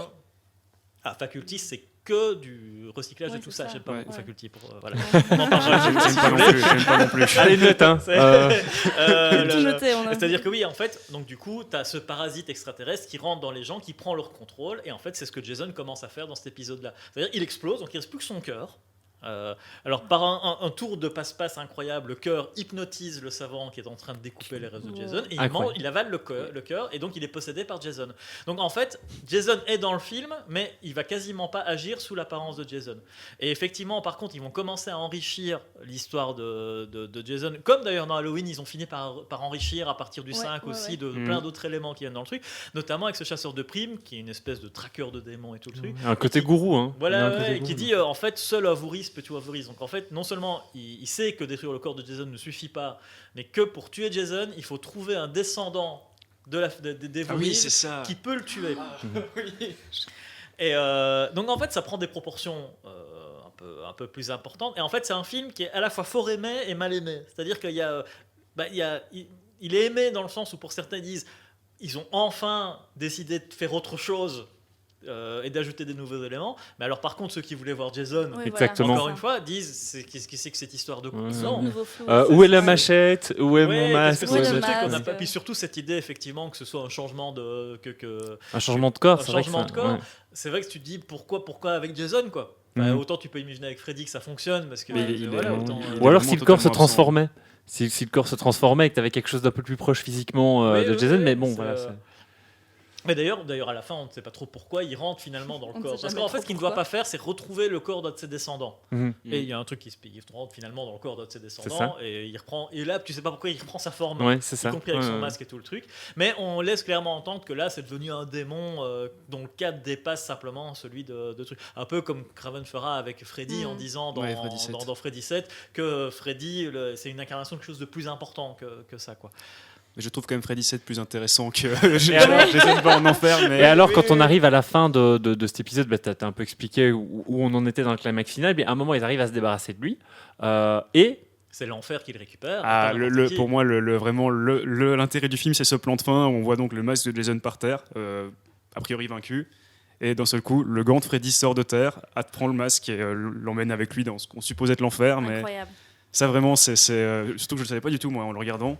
C'est orgasme de geek, vraiment. Et, voilà. Et alors apparemment, ce projet Freddy contre Jason, c'est un projet qui était maturé chez certains créatifs depuis très longtemps. Il était déjà en gestation. Quand j'ai vu cette scène, je me suis levée. Je me souviens. C'est ouf. Genre de cri du cœur comme ça. Pour revenir d'ailleurs à Vendredi 13-6, il y a justement une scène où on voit le 6 d'ailleurs, c'est le seul où il y a des enfants à Crystal Lake. On a oublié de le préciser. C'est vrai. Il y a justement une petite fille qui fait un cauchemar à un moment qui s'appelle Nancy, donc comme le personnage principal de Freddy 1 et qui apparaît aussi dans le 3. Et qui dit avoir fait un rêve horrible avec un monstre qui l'a poursuivi partout, et c'était déjà en fait à l'époque une référence à Freddy. C'est juste. Voilà. Non, ils sont très conscients en fait déjà à ce moment-là que il y a un panel de créatures iconiques qui sont là, et comme après c'est pas neuf déjà dans les années 40 Frankenstein affrontait Dracula et le loup-garou on groupait les franchises quoi. Effectivement là c'est en train de c'est en gestation et là clairement le film est annoncé puisque même si c'était en gestation, pour le moment ça restait dans l'escarcelle des studios, des conflits financiers entre la maison licences. Qui produit les films possède les droits des deux, voilà. Deux personnages. Et donc l'idée était donc bien de lancer la production de ce film-là, mais ça a mis un peu de temps, et entre-temps, on a eu un film exceptionnel. Mais c'est vrai que là c'est le plus grand gap, parce qu'on passe de 93 à 2001. Oui. C'est donc en fait quasiment... Mais je crois que là, il y a un truc... Qui est intéressant à voir là-dedans, dans ce gap qui couvre toutes les années 90, c'est que je pense vraiment qu'Hollywood est très conscient quelque part de travailler de décennie en décennie. Et on peut voir par exemple que en 91 ils annoncent que c'est la fin de Freddy. La même année, Alien 3, ils disent c'est le dernier Alien. Et en fait, ils commencent vraiment, je crois, très nettement à se dire les monstres des années 80, il faut qu'on en finisse avec. Et d'ailleurs, à ce moment-là, il y a beaucoup voilà, que ce soit d'effets d'annonce qui sont faits. Le film que vous allez voir cette fois-ci, c'est le dernier. C'est Jason, il va en enfer. Freddy, c'est la fin de Freddy. Alien 3, les bandes annonces annonçaient, c'est le conflit pour la dernière fois, l'ultime fois. On est au début des années 90. Et je pense qu'ils se disent, faut qu'on revisite des choses qui existaient avant ou qu'on invente des nouvelles formes. D'ailleurs, ça va enchaîner très vite. Au début des années 90, c'est très marqué à la fois par la fin de ces franchises-là. La seule icône de l'horreur qui naît dans cette période-là, c'est Candyman. Et sinon, on fait, c'est le remake. On refait Dracula, on refait Frankenstein, on adapte Entretien avec un vampire. Donc, on sent qu'il y a une envie de se dire, allez, les monstres pop des années 80... c'est terminé, on va revenir à du classique. Van Helsing. C'est vrai, pour le coup. Mais c'est marrant, dans les exemples que tu as pris, en plus, c'est chaque fois, donc Freddy, Alien et du coup Vendredi 13, c'est chaque fois en plus le plus final qui arrive est une espèce de film qui brise complètement les codes de tout ce qu'on a vu avant et qui est un peu on pourrait considérer pas spécialement dans la même timeline que les autres. Oui, tout à fait. Et sachant que tous, à la fin des années 90, ils vont revenir sur la promesse. Ils vont dire, non, il y en a d'autres qui vont revenir. Finalement, parfois, je trouve que le meilleur argument, c'était celui de Freddy 7, personnellement, pour se dire, on revient là-dedans. Je crois que c'est là qu'ils ont pris le plus d'audace, là-dedans. Et quelque part, c'est vrai qu'on pourrait même faire une opposition assez violente, parce que c'est vrai que même Halloween revient dans cette période-là. On se dit, mais l'opposition la plus violente, finalement, d'un côté, on a Freddy qui essaye de se donner quand même des arguments un peu plus méta, un peu plus... voilà, on va explorer la figure de l'horreur et tout ça de Freddy, mais en faisant de la mise en abîme et tout le truc. Donc c'est quand même assez ambitieux sur le propos. J'ai toujours préféré Freddy 7 à Scream, personnellement, dans ce registre-là. Alors que Jason X qui arrive en 2001, mais c'est tout le contraire. C'est tout le contraire, ouais. C'est dire, mais là, les gars, la suspension d'incrédulité, tout le machin, mais on s'en balance. C'est fini, les mecs. C'est terminé. Alors on va juste, parce que le pitch, il est rigolo à pitcher ce film. Le tout début, qu'est-ce qui se passe ? Ça, c'est Vladimir. Allez. Bon, déjà, Jason X n'est pas un porno, si jamais. C'est quand même bien de le dire. Qu'on aurait pu pour, voilà. Alors, simplement, Jason est toujours à Crystal Lake, il me semble, au début, mais en tout cas, des hommes en noir viennent le chercher pour le capturer, et impossible de le détruire. Alors, il est pris comme décision de l'envoyer dans l'espace en le congelant. Voilà, alors non, c'est pas exactement ça. En fait, il décide de le cryogéniser parce que le mec est trop dangereux. Sauf qu'à un moment, je sais pas comment il arrive quand même à se libérer. Ah oui, non, mais attends, mais c'est justement ça. C'est 200, 300 ans plus tard, c'est que justement, c'est un groupe d'étudiants qui vont dans l'espace en voyage, enfin non pas en voyage, en excursion, je ne sais pas quoi. Voilà, et qui arrive sur l'espèce de station vaisseau où est donc retenu Jason, et il tombe face à cette espèce de cocon cryogénique. Et sacré mot scientifique. Oui, c'est comment justifier que Jason est dans l'espace, parce qu'en fait, c'est pas exactement ça. Ah non, vas-y. C'est pas exactement ça, mais j'ai vu récemment. Alors, peut-être que c'est moi peut-être que je me gourde dans des trucs. C'est-à-dire qu'au début, il est déjà cryogénisé. Voilà. Et tu as des scientifiques qui viennent pour le déplacer. Pour le déplacer. Dont David Cronenberg. Oui. Pour le coup. Mais le vrai, alors, le réalisateur, on précise, il est là, il a un rôle. Alors pourquoi ? C'est parce que le réalisateur James Isaac était un coutumier des plateaux de Cronenberg au niveau des effets spéciaux. Il faisait partie de l'équipe de Chris Wallace qui avait travaillé sur la mouche, entre autres. Il était sur Le Festin Nu, il était sur Existence. Et quand il a fait Jason X, il a demandé à David Cronenberg, c'est-à-dire de venir faire un tour. David, il a dit oui. Donc il est venu. Cronenberg a quand même fait des apparitions dans Cabal de Nightbreed de Clive Barker, où là pour le coup il a fait un vrai rôle. Il est apparu chez Gus Van Sant aussi dans To Die For, donc c'est quelqu'un qui est quand même passé quelques fois dans la caméra. Récemment, il a joué dans Falling de Viggo Mortensen, il joue un médecin, je trouve ça assez drôle. Oui, il est bien, un médecin dans Cabal aussi d'ailleurs. Oui, un sacré médecin, oui. Un sacré médecin pour le coup. Et en fait, eux ils arrivent, alors évidemment ils sont maladroits comme c'est pas permis, donc Jason arrive à s'échapper, fait un massacre, mais en fait ils arrivent à boucler l'enceinte et tout le truc. Il y a une meuf qui arrive à... Voilà, il est recongelé. Ah oui, et 300 ans après, tu as des gens qui viennent sur la Terre qui a été dévastée, qui veulent investiguer sur ce qui reste de la Terre. Ils remontent Jason dans leur station spatiale. Avec la scientifique qui s'est fait cryogéniser avec. Et donc... ça nous amène très loin. Ça nous amène très loin. Parce qu'on est 400 ans après, je crois, dans un vaisseau spatial. Alors, et Jason se réveille. Alors déjà, après, dans le genre, on ne fait même plus gaffe à ce qui s'est passé avant. Parce que comment est-ce qu'il arrive cryogénisé alors qu'à la fin il partait en enfer, théoriquement. Enfin, il était emporté. Donc tu sens bien qu'ils se sont dit à ce moment-là, On s'en fout. Ça fait 10 ans, c'est fini, tu vois. Ça fait 10 ans. On va faire un Jason en 2001, il va aller dans l'espace, et ben on va juste se faire un bon gros plaisir avec ça. Ce qui est fou, c'est que c'est vraiment à la base juste un film qui était censé rameuter le public, redire voilà, Jason existe, juste pour justement faire la promotion de Freddy versus Jason. Donc je spoil qui arrive après, mais que je suis assez étonné du coup qu'il s'est pas fait de Freddy. Du coup, mais Dans l'espace Alors ça, je suis content qu'ils ne l'aient pas fait, du coup peut-être. J'ai dit que j'étais étonné qu'ils en aient pas fait. J'ai pas dit que j'étais heureux ou non qu'ils en aient pas fait. S'il y en a un qui peut se déplacer facilement dans l'espace, suffit que quelqu'un aille dans l'espace, se mette à rêver et Freddy arrive. Ce serait logique. C'est plus facile d'amener Freddy dans l'espace finalement que les dans Jason X, il se fait encore à nouveau réveiller. Enfin, je crois qu'il est décongelé parce que justement les gens baisent encore une fois. Voilà, c'est. Oui, tout à fait. Et que tu parlais de David Cronenberg, qu'il avait accepté de faire le film parce que il voulait avoir le meurtre le plus gore et sanglant de la saga. Alors dans les faits, c'est juste, je crois que c'est un coup de lance et c'est réglé. Je pense. C'est loin des ambitions. Et alors, j'ai l'impression une petite particularité avec Jason, c'est qu'il y a un aspect horrifique tout le temps dans les Jason, parfois un aspect comédie. Mais là, on a encore des trucs en plus. C'est qu'il y a des moments, j'ai l'impression de voir un vrai actionneur en regardant Jason X. Et on a de la science, on a de la SF aussi évidemment. Donc là, c'est finalement, on ne sait pas sur quel pied danser avec ce film. Je sens qu'il y a cette idée, on va mettre tous les potards à fond. Et avec cette idée, il faut qu'on upgrade Jason, donc il faut qu'on invente un truc pour qu'à un moment donné, on ait une espèce de super Jason. Donc en brainstorming, ils ont dû Jason, s'éclater. Ah oui, mais j'imagine bien là, un truc du genre, attendez, la crédibilité, la petite tête, toi. Mais je me rappelle encore. Demolition Man, c'est quelle année encore C'est plutôt des 90. Donc il y a un petit. Ils se sont dit on va prendre un petit bout de ça. Oui, aussi, ils sont peut-être dit tiens on peut faire un peu de Demolition Man, beaucoup de Terminator parce que le Uber Jason avec il a son exosquelette au-dessus. Gamin, j'aurais adoré avoir un action man de ce Terminator, mais du coup du Uber Jason. Mais ce qui est assez fou avec ce truc-là, c'est que on retient tous le film pour ça. Moi, je me rappelle même avoir vu la bande-annonce à l'époque où justement il y a cette fameuse phrase en VF du coup, il a été amélioré. Améliorer le jeu d'acteur, mais c'est un complètement malentendu à la base ça parce que c'est censé, je crois que c'est 10 minutes de film à tout casser. À la fin, ça arrive tout à la fin, ça. Et qu'en fait, c'était pas prévu à la base que l'info sorte comme ça, et c'est les producteurs qui ont dit non, on va faire la promo sur ça. Alors que du coup, d'ailleurs, l'équipe du film était pas James Isaac, c'est ça, était pas du tout en accord avec ça, je pense, et que ça a été fameux conflit avec la production, mais que bon, finalement, ça s'est fait comme ça, et tout ce qu'on retient du film, c'est ce fameux Uber Jason. C'est vrai qu'ils l'ont dévoilé tout de suite, il était sur l'affiche. Mais il est surtout les affiches, les bandes annonces. Alors que tu aurais pu imaginer que ce soit un twist, puisqu'il se fait dégommer par un robot et tout le truc. C'est là aussi le côté reconstructif qui annonçait un peu Hulk, le nanomène machin qui reconstitue et qui mais effectivement ça ne dure pas longtemps et d'ailleurs je pense qu'il est assez vite maîtrisé même là-dedans. Et c'est paradoxal parce que maintenant c'est aussi un film qui capitalise sur cette image de Jason pour annoncer finalement un film juste après qui n'a pas du tout cette image de Jason. Il n'a pas été dans l'espace.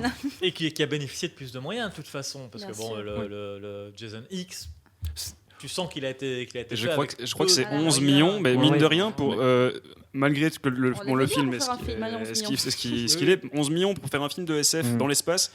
On ne quitte jamais le vaisseau. C'est pas trop mal fait visuellement, en tout cas pour le budget que c'est, je trouve, si on oublie le scénario en lui-même. Mais en fait, c'est là, ils partent effectivement complètement. T'as un peu l'impression aussi que c'est des potes qui font un jeu de rôle et qui se disent on met tout ce qu'on a envie de mettre dedans. Oui, c'est ça, et qui essayent de trouver vaguement un fil conducteur entre le truc. Mais c'est là aussi que très clairement, ils sont. Non, comme on avait dit, c'est un couple qui baisse, qui ressuscite Jason là-dedans. Mais de la même manière, tu as une scène holographique. Parce qu'on vient quand même à Crystal Lake le temps d'une scène holographique. Et où là, on essaie de piéger Jason en lui montrant des filles en maillot. Et à nouveau, il se fait avoir. Parce qu'il est con. Oui, parce que Jason, c'est un bourrin. Jason, il est comme ça. On essaiera de montrer qu'il peut être un petit peu stratège dans le remake, mais ça colle pas avec lui. Je pense que quelque chose qui plaît justement dans Jason, c'est qu'il est bourrin. C'est que quelque part, c'est juste le type qui tue. Mais il y a quand même. Jason, le type qui tue, ça aurait pu être un bon titre de film aussi. Depuis le 6, du coup, il y a vraiment, mais dans celui-là aussi, même malgré l'aspect complètement saugrenu qu'il peut avoir et assez nanardesque, je pense assez objectivement, mais que. Pas moi qui dis que je suis objectif, je dis que voilà, mais le film a quand même vraiment conscience de ses codes, du coup, et qu'il les assume à 100%. Tant mieux quelque part. Et d'ailleurs, des films comme ça, je pense qu'on n'en voit plus en fait, des espèces de un peu début 2000, fin 90, début 2000, un peu post-Matrix, un peu actionneur. dark un peu. Mais moi, je préfère nettement celui-là, par exemple, à celui où il va à New York, ne serait-ce que par sa culture de la punchline. Oui. Dans Jason X, t'as des punchlines, mais tout le temps. C'est Mais trop bien. Disons que quelque part, au moins, il tient à sa promesse, c'est-à-dire Jason va dans l'espace, il va aller dans l'espace. Quelque part, je pense qu'en même temps, il dit... C'est pas comme il va aller à New York 10 minutes. C'est tellement trop que quelque part, soit les gens vont pas être intéressés du tout et donc ne seront pas là, soit ceux qui vont venir dans la salle, ils veulent que tu leur ordonnes pour leur argent. D'ailleurs, j'allais te par rapport à demander, ce c'est un concept-là. film sorti au cinéma, ça ou pas du coup Ici, il est sorti en Belgique et en France. Il est sorti qu'en vidéoclub, je pense. Par contre, je crois qu'il a eu droit à une sortie salle aux États-Unis. tout ça. ouais. C'était- mais oui, c'est un concept assez ouf.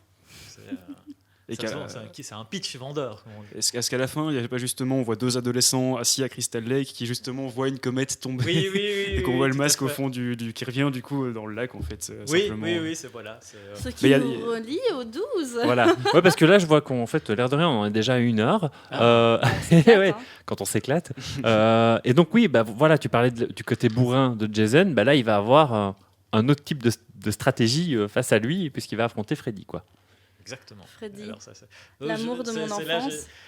Alors, Vladimir est en train de manger du popcorn, donc je vas-y, l'embêtais mange, en lui t'es là disant pour ça, que je se pressais. Tu peux même faire du bruit dans le micro, tracasse pas. Mais je suis pas très fan de ASMR, mais non, bah donc voilà, c'est en 2003, hein, la semaine après. Ouais, c'est Oui, ça. On est en 2003, ouais. Donc 2003, bah donc le face-à-face tant attendu, teasé depuis 10 ans, arrive. Alléluia. Et donc l'histoire étant que Freddy Krueger, joué par Robert Englund, donc ça c'est important de le préciser parce que c'est assez surprenant, je trouve, de le voir quand même dans ce film, sachant que Ken Hodder, lui, ne revient pas dans celui-là. Donc Freddy en fait est en enfer et il est oublié de tout le monde. Alors comment est-ce qu'il pourrait revenir sur Terre? La question, bah, il se dit tout simplement, je vais essayer de réveiller Jason et le faire pour qu'il tue pas mal de Elle monde. motive un petit peu. C'est ça, en me faisant passer. Et en gros, l'idée, c'est de me faire passer pour lui. Et bref, suite à un quiproquo, les deux finalement finissent par se battre. Je ne vois pas comment définir ça différemment, sachant que c'est un peu cet esprit comic book à fond. Ouais. Le truc, par contre, je rectifie une erreur que j'ai dite tout à l'heure. C'est dans celui-ci justement que le cuisinier tué dans le Jason Takes Manhattan remplace Ken Hodder. C'est pas dans le remake. C'est pas dans le remake. Mais d'ailleurs, s'ils n'ont pas pris Ken Hodder, c'est parce qu'ils voulaient un Jason qui soit plus grand que Freddy en taille, et donc c'était le seul argument. Donc je sais pas si c'est le fait qu'il ait déjà joué avant, mais voilà, je savais pas du tout que c'était lui par contre. Ouais, non, c'était. Mais en fait, le truc, le crossover en lui-même, moi, c'est le genre de truc. J'aime pas trop les machins affrontent trucs. Alien vs Predator. King Kong contre Godzilla, machin. J'aime bien que les univers restent quand même un peu. Voilà, j'aime bien les univers pour leur règle à eux, tu vois. En tout cas, cohérent, quoi. Voilà, si c'est jamais ça. Et donc, lien, c'est le genre de truc dont j'ai rien entendu, sauf quand j'ai lu que c'était Ronnie Yu qui allait le réaliser.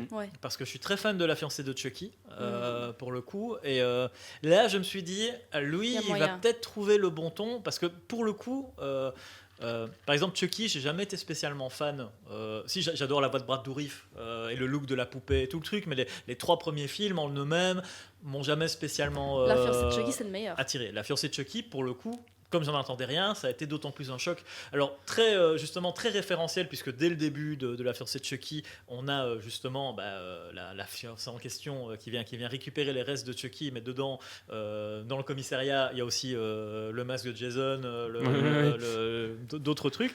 Donc, on est très là-dedans. Et lui, pour le coup, dans ce film-là, il arrivait à faire passer la pilule grâce de son scénario complètement over the top. Et là, je me suis dit, ah ouais, ce gars-là peut peut-être bien s'en sortir là-dedans. Il y a un humour énorme chez lui. Il y a toujours tout à fait. beaucoup d'humour.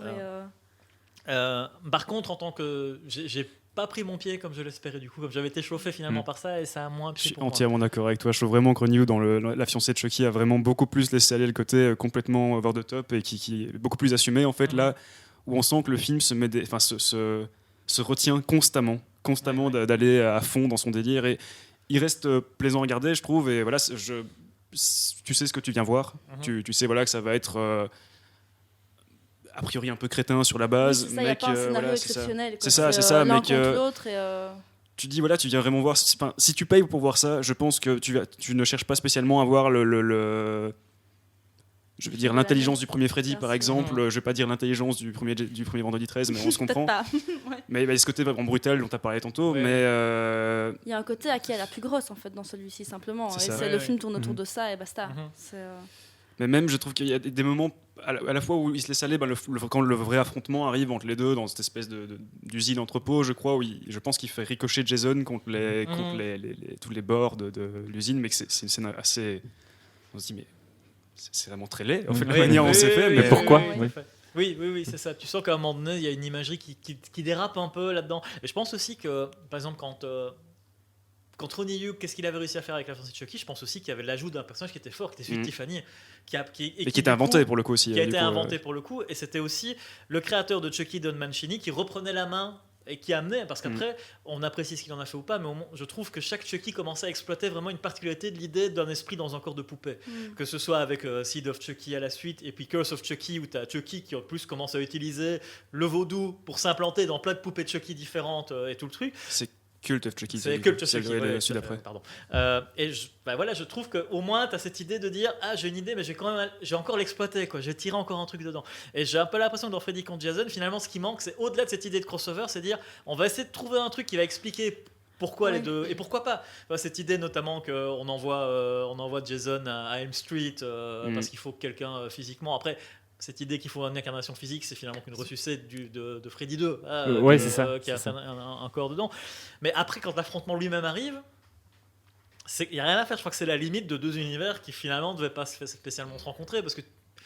Ou alors, il aurait fallu aller plus loin dans le côté des cauchemars de Jason, quoi, à ce moment-là. Il y a un côté très... Ça reste au premier niveau du scénario, on dirait qu'ils l'ont écrit qu'une fois, quoi. Tu vois, il n'y a pas de... Mais par rapport à ça, je trouve quand même que le film, il faut lui reconnaître qu'il est quand même super fidèle à ses univers et qu'à aucun moment, je pense, je l'ai vu qu'une fois, hein, donc mec qui trahit en tout cas les deux licences dont il s'inspire et finalement. Justement, c'est peut-être trop sage. Mais c'est trop sage, c'est trop sage, ça c'est clair. Mais et parfois aussi un peu, je sais pas si vous vous rappelez la scène où Freddy se transforme en espèce de mille pattes pour effrayer un mec qui est stone. Ouais, c'est un peu vraiment du mauvais goût. Bon, après, on préférait dans le troisième se transformer en vieux serpent bite dégueulasse. Oui, exactement. Mais serpent bite dégueulasse, c'est vraiment ça. Mais je globe la jeune fille. Il y a quand même ce moment où justement, toujours dans l'usine, où je crois que suite, l'eau se m'a coulé dans l'usine, je ne sais plus pourquoi, mais donc Jason du coup se transforme en enfant avec un masque et là du coup lui dit finalement tu as peur de quelque chose. Là tu te dis bon, au moins c'est logique dans le déroulement de l'histoire, etc. Mais après. C'est tellement sage. Ça puis même visuellement, je trouve pas ça. J'aurais bien aimé justement un truc beaucoup plus. Bon, ça c'est purement personnel, mais je pense qu'on risque de partager la même idée, quelque chose de beaucoup plus. Des couleurs ultra vives, etc., criardes. Et, visuellement, il est un peu triste en fait par rapport aux autres, même par rapport à l'univers de Freddy. Justement, on parle du serpent bite, je l'appelle comme ça. Mais c'est incroyable visuellement. Et pour l'anecdote par rapport à ça, en fait, au départ, ils ont fait un objet qui ressemblait beaucoup trop à une bite. Ils se sont dit au dernier moment, non, on le peint en vert, on le peint en vert. On le peint en vert, sinon, soit on arrête la scène, soit on le peint en vert, et c'est vraiment un truc fait à l'arrache, mais ça ressemble quand même toujours fort à une bite. C'est des arguments, voilà. On essaie de détourner quand même le truc. Dans l'univers de Freddy, ça a du sens. Mais bon, exactement. On fera aussi un épisode sur Freddy. Mais je crois que c'est comme vous dites, effectivement, quand t'es là-dedans, le concept il est vendeur, mais en même temps t'es pris après dans un truc, c'est dire oui, mais déjà qui on va faire gagner, donc on va prendre partie de qui là-dedans. Et je crois effectivement que, comme tu dis, ils ont bien respecté les deux univers de chacun, mais il a fallu trouver un équilibre, ce qui fait que les excès d'un univers ne pouvaient pas empiéter sur les excès de l'autre. Et je pense qu'à un moment, effectivement, ils ont peut-être dû trouver une espèce de consensus un peu mou. Et c'est toujours un peu, et en même temps, c'est le problème de ces versus, c'est que les fans de Jason veulent que Jason gagne, les fans de Freddy veulent que Freddy gagne. Et pour l'anecdote, le dernier versus que j'ai vu, c'était avec mes enfants, c'était King Kong contre Godzilla. Oui. Le dernier. Un de mes gamins était furieux à la fin du film parce qu'il a dit le film faut l'appeler King Kong 2, faut pas l'appeler King Kong contre Godzilla. Il avait pas sa dose de Godzilla 2. Ah oui, et donc il est très frustré. Donc je pense qu'en même temps, quand tu vois Freddy contre Jason, tu peux pas te dire qu'il y en a un qui a été mis, qui l'emporte en temps de présence sur les autres, mais je pense que du coup ça fait peut-être quelque chose qui, à force de vouloir déplaire à personne, finit par ne satisfaire personne aussi. Oui, moi je reste sur l'idée que beaucoup de gens, du coup c'est le plan final où on voit Jason sortir de l'eau avec la tête décapitée de Freddy, donc on pourrait se dire Jason a gagné, sauf qu'en fait Freddy fait un clin d'œil. Donc pour se dire égalité, bon pour moi c'est Freddy qui a gagné. Après je suis Team Freddy. mais sur des t-shirts. mais oui, le film beaucoup trop sage quoi. Et d'ailleurs, mais ce qui est fou avec ce film-là, c'est que 10 ans de développement, si ce n'est déjà qu'on y réfléchissait bien longtemps en avance, comme on a dit, c'est que il y a eu à un moment des idées de faire aussi intégrer Ash de Evil Dead dans le film, et aussi il y avait un scénario, c'était qu'ils devaient finalement tous les deux aller en enfer, Freddy et Jason du coup.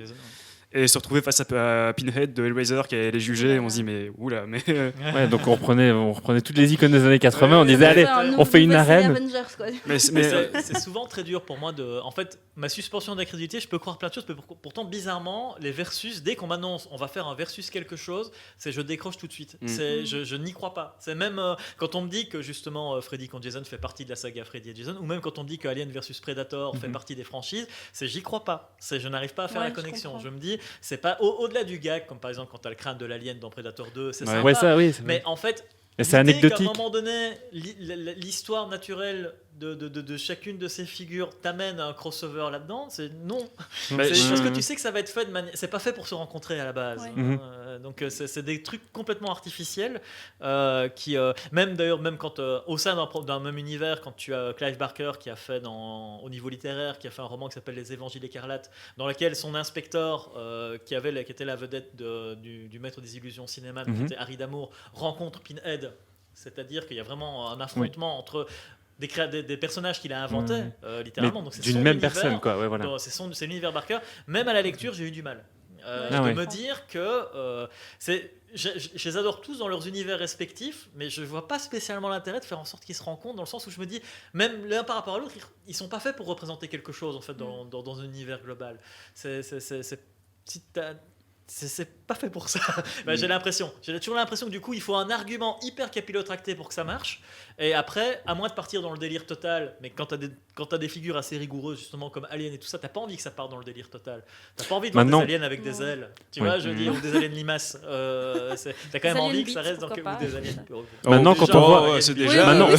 Maintenant, pour revenir à Freddy contre Jason, quand on voit l'évolution respective des deux au cours des années 80 et après, quelque part, en faire quelque chose d'un petit peu délirant, ça peut sembler pertinent. Bien sûr, ils sont restés au niveau 1 de leur scénario.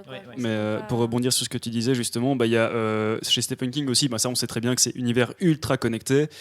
Où, Stephen King, je trouve que ça reste relativement soft niveau de ce qui est montré, niveau parfois si on parle d'un personnage en fait qui serait suicidé après, ou parfois on rencontre le clown de ça dans un autre, mais je trouve ça reste soft. Léger, mais effectivement, je suis d'accord avec toi que le crossover, pas vraiment pour le gros délire. En fait, vraiment, c'est vraiment fait pour les comics books. C'est con, hein, mais des trucs genre, on parlait d'Evil Dead, de Ash dans Evil Dead. Il y a je crois, un Ash versus Predator ou des trucs comme ça. C'est quasiment certain que ces choses-là existent. Mais dans le cas de Freddy versus Jason, entre guillemets, je l'accepte avec du recul. À l'époque, moi, j'ai vu ce film, je voyais traîner dans les vidéoclubs. En fait, il m'a fallu des années pour me rendre compte. Ah non, t'avais pas imaginé ça. En fait, ça existe vraiment. Ouais.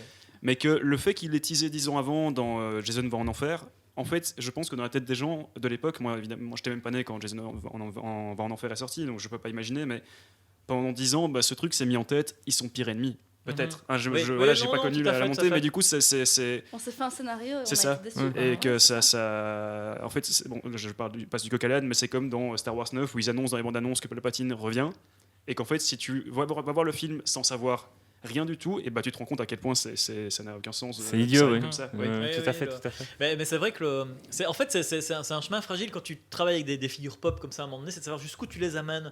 Parce qu'à un moment donné, ce qui a plu, c'est qu'elles ont évolué aussi avec les spectateurs. Dans le cas de Jason, on a vu, il s'est vraiment construit progressivement de film en film jusqu'à devenir Jason le mort-vivant. Qui nous a tous marqués à ce moment-là. C'est assez marrant de voir que même alors qu'on ne s'est pas concerté au début, on a vraiment le sentiment que c'est à partir de Jason le mort-vivant quelque chose qui se marque. Exactement, ouais. C'est vrai que on ne s'est pas mis d'accord avant l'enregistrement de cette émission. Mais ça s'est construit au fur et à mesure. Et à un moment donné, le truc, c'est que quand tu essaies de trop les exploiter, c'est finalement qu'est-ce que tu fais encore avec ça qui en dirait qu'ils reviennent en arrière pour les. Oui, du coup, ça rétropédale. En parlant de rétropédalage, en parlant de retour en arrière. On va arriver parce que là, il va. Faites-moi quand même plaisir. Parlons du dernier, qui est quand même. Tu l'aimes vraiment bien. Il me fait rire. Ah, d'accord. Ah oui, bien sûr, il me fait rire. Alors, petite particularité, c'est un film, déjà, je précise mon petit truc aussi de mon côté, parce que j'aime bien ça. C'est un film produit par Platinum Dunes, qui est spécialisé dans le remake de films d'horreur un peu des années 80, comme ça. Je crois qu'ils ont reproduit, ils ont remaké The Hitcher, je crois, à un moment. Ils ont remaké Massacre à la tronçonneuse d'abord. Et voilà, je crois que ça a la particularité d'avoir été fondé par Michael Bay. voilà. tout à fait. C'est la boîte de prod de Michael Bay. La c'est vague pas- de remake de films d'horreur produite par Michael Bay, effectivement. Mais Avec d'ailleurs, beaucoup de nibards et beaucoup de décolletés. Hein. Ouais, tout à fait. Bah, ils ont retenu. Voilà, Oui, ils ont retenu la formule. c'est hein, Michael pas Bay de- qui a retenu ce qu'il voulait retenir des films des Exactement. années 80 Voilà. pour le coup. Mais d'ailleurs, tu le mentionnes, mais le réalisateur de ce remake de Vendredi 13 est le réalisateur qui a deux remakes de Massacre à la Ouais. tronçonneuse Ça aussi. se voit tellement. Marcus Nispel. hein, On c'est dirait ça. qu'ils ont utilisé les mêmes décors, quoi. Mhm. C'est les mêmes décors, hein, c'est les mêmes couleurs, c'est les Ouais. mêmes. Ouais. Ouais, Marcus Nispel, qui apparemment c'est un très chouette gars. Ok. Super. C'est-à-dire Si que tu nous écoutes, il est- Marcus. il est venu au Bloody Weekend il y a quelques années. Apparemment, c'était quelqu'un de très festif et tout le truc. Après, c'est vrai que son remake de Massacre à la tronçonneuse était pas mal. Hein. Il se tient.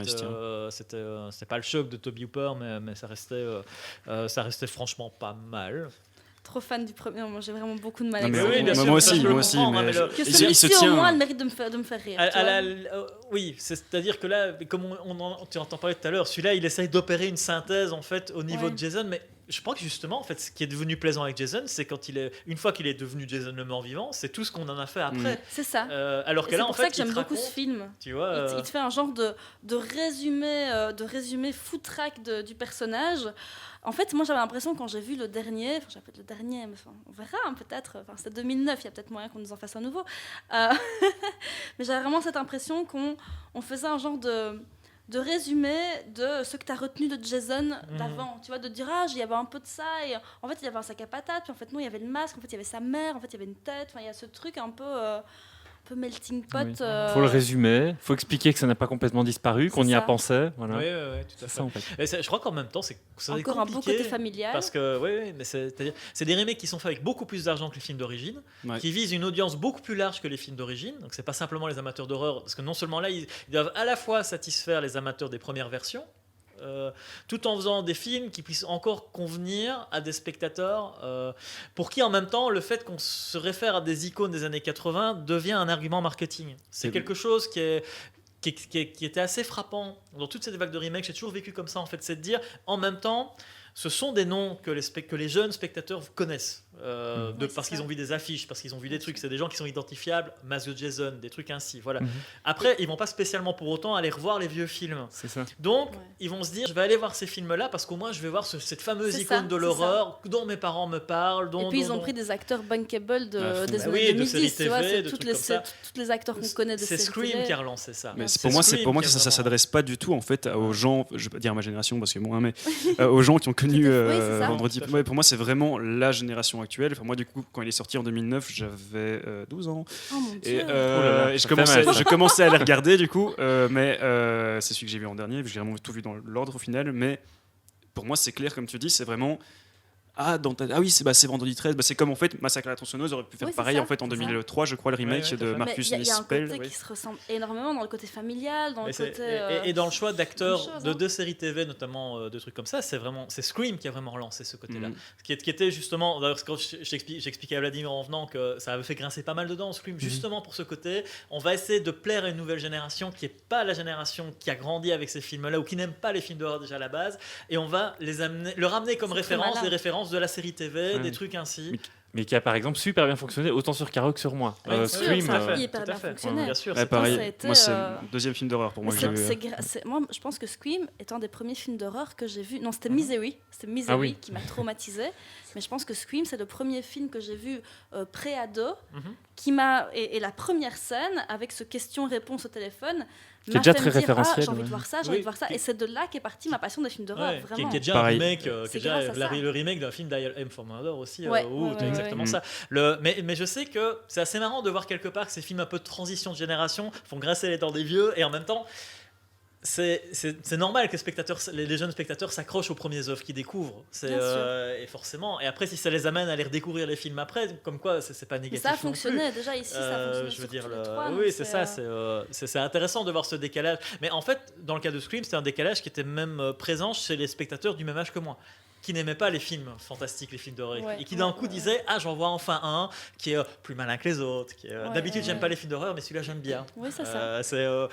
Forcément, tu sais, quelque part, Il n'est pas très gore légit- non plus. Donc, t'as aussi ce côté légitimité de gens qui regardent des films d'horreur, tu vois, qu'on a toujours traîné, qu'on a toujours regardé comme des gens Qui bizarres, connaissent les quand ils codes. avaient 13, Ouais, 14 ouais, ans, qui sont super pointus là-dedans. Et à un moment donné, t'as un film qui sort que on a l'impression d'avoir déjà vu 20 fois, et qui est peut-être habile au niveau de la mise en scène, mais qui d'un coup est récupéré en même temps par un public large qui dit « Ah, celui-là, je l'aime mieux que les autres, il est plus malin. » Et les autres, mais non, il est peut-être pas plus malin, les gars.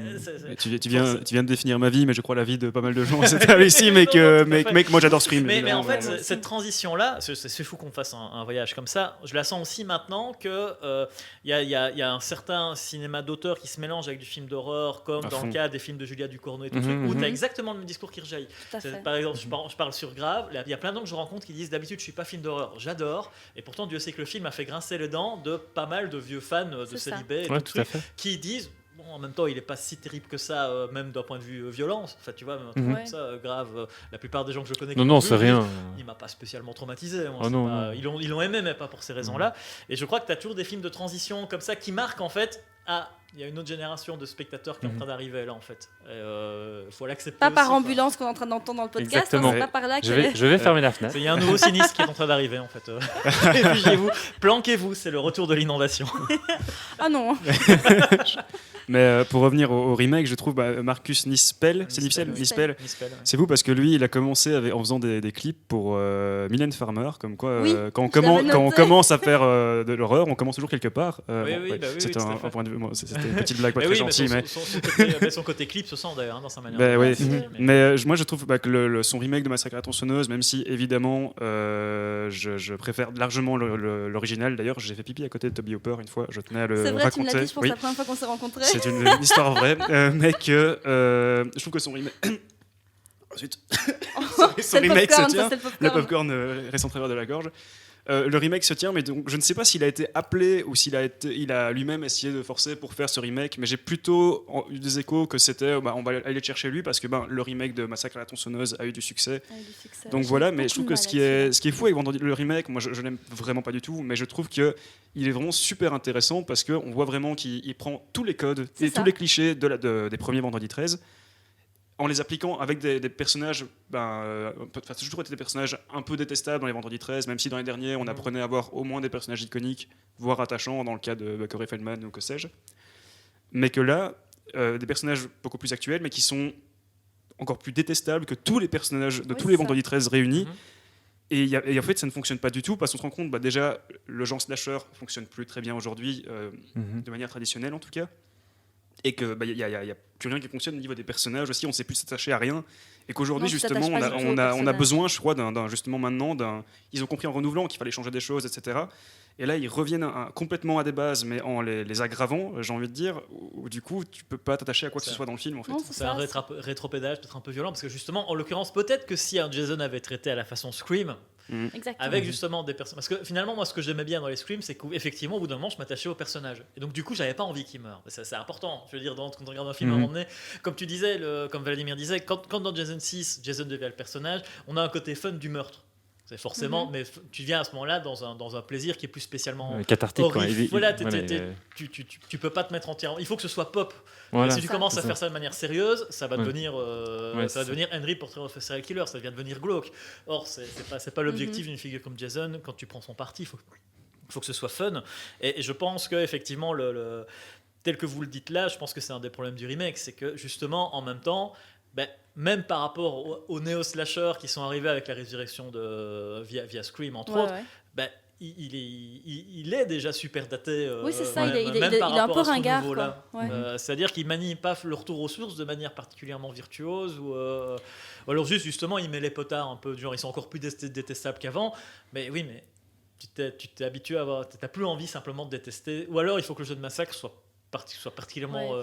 Verhoeven aurait peut-être pu faire un truc super sympa. Il n'y a pas grand chose non plus, vraiment en termes de meurtre ou quoi, c'est pas. Tu t'éclates. Enfin, ça fait un peu glauque comme ça, mais tu t'éclates pas avec les meurtres. Moi, pourquoi je riais, parce que je disais, j'aime ce film parce qu'il me fait rire, mais c'est parce qu'à chaque fois, quand j'ai vu ce film, à chaque fois qu'il se passait un truc dans le scénario, je me disais, mais non, ils n'ont pas fait ça, pourquoi? Et en même temps, à la fin, je me suis dit, oui, en fait, je comprends pourquoi ils ont fait ça. Il y avait un truc qui m'avait vraiment étrangement attiré dans le film, en même temps je le trouvais mauvais. Tu vois, il y avait un truc comme ça où mais ils arrivent quand même à le buter à la fin, ce foutu Jason. Oui, mais de manière un peu ridicule là, aussi. c'est un peu d'ailleurs, ridicule, mais ils le butent en se disant bon là c'est bon. Enfin, il y a un côté un peu mal fait, mais un côté un peu où ils ont voulu synthétiser ces années de Jason. Il n'y a même pas ce cliché justement où dans chaque vendredi 13, il y a toujours un moment, tu crois qu'il est mort et en fait il se relève, comme dans tous les slashers en fait. Et que c'est assez surprenant de se dire finalement il se fait avoir je ne sais même plus. Ils se sont dit baroud d'honneur. Mais c'est avec la machine.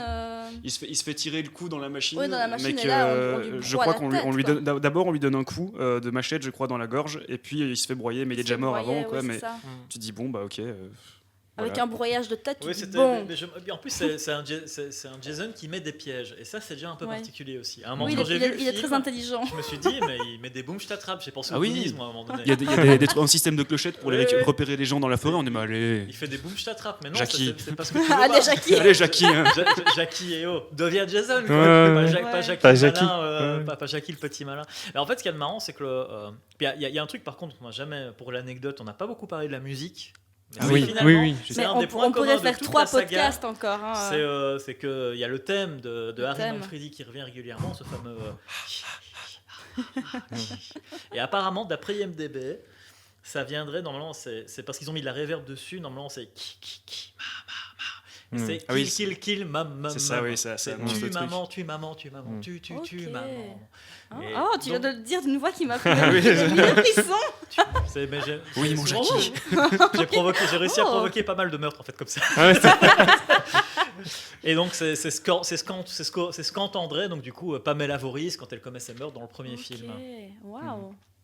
Mais c'était une belle anecdote pour clôturer. Je pense pour conclure, là on est une heure et demie. On est presque à 1h30, oui. On s'était dit, allez, 1h30, les gens tiendront 1h30 sur notre passion pour Jason. On espère que ça vous a plu. En tout cas, moi, je me suis éclatée avec vous. J'ai appris plein de trucs. J'espère que vous avez passé un bon moment, que le popcorn ne t'a pas trop étranglé. Ça va ? Moi, je suis super heureux de parler de ça avec des gens. C'est super cool, vraiment. Quel bonheur. Vraiment. Et la prochaine fois que vous revenez, on refait un film d'horreur ou Les Chucky ? On refait les Chucky. Allez. Les Chucky avec grand plaisir. Chucky, Freddy, mes deux amours, tout ce que vous voulez. La New Line, on peut faire. La New Line, allez, on peut se chercher. On va faire tout Platinum Dunes, comme ça on va pouvoir bien critiquer. Bon, bah merci Christophe et Vladimir de nous avoir tenu compagnie. Merci. Et à bientôt. À bientôt. À bientôt. C'était le Popcorn Club. Merci de nous avoir écoutés. Merci à Equinox FM de nous prêter leurs super locaux. Cet épisode est à réécouter entre autres sur Apple Podcast, Google Podcast, Spotify et Radio Rectangle. Vincent, t'oublieras pas de racheter du popcorn ?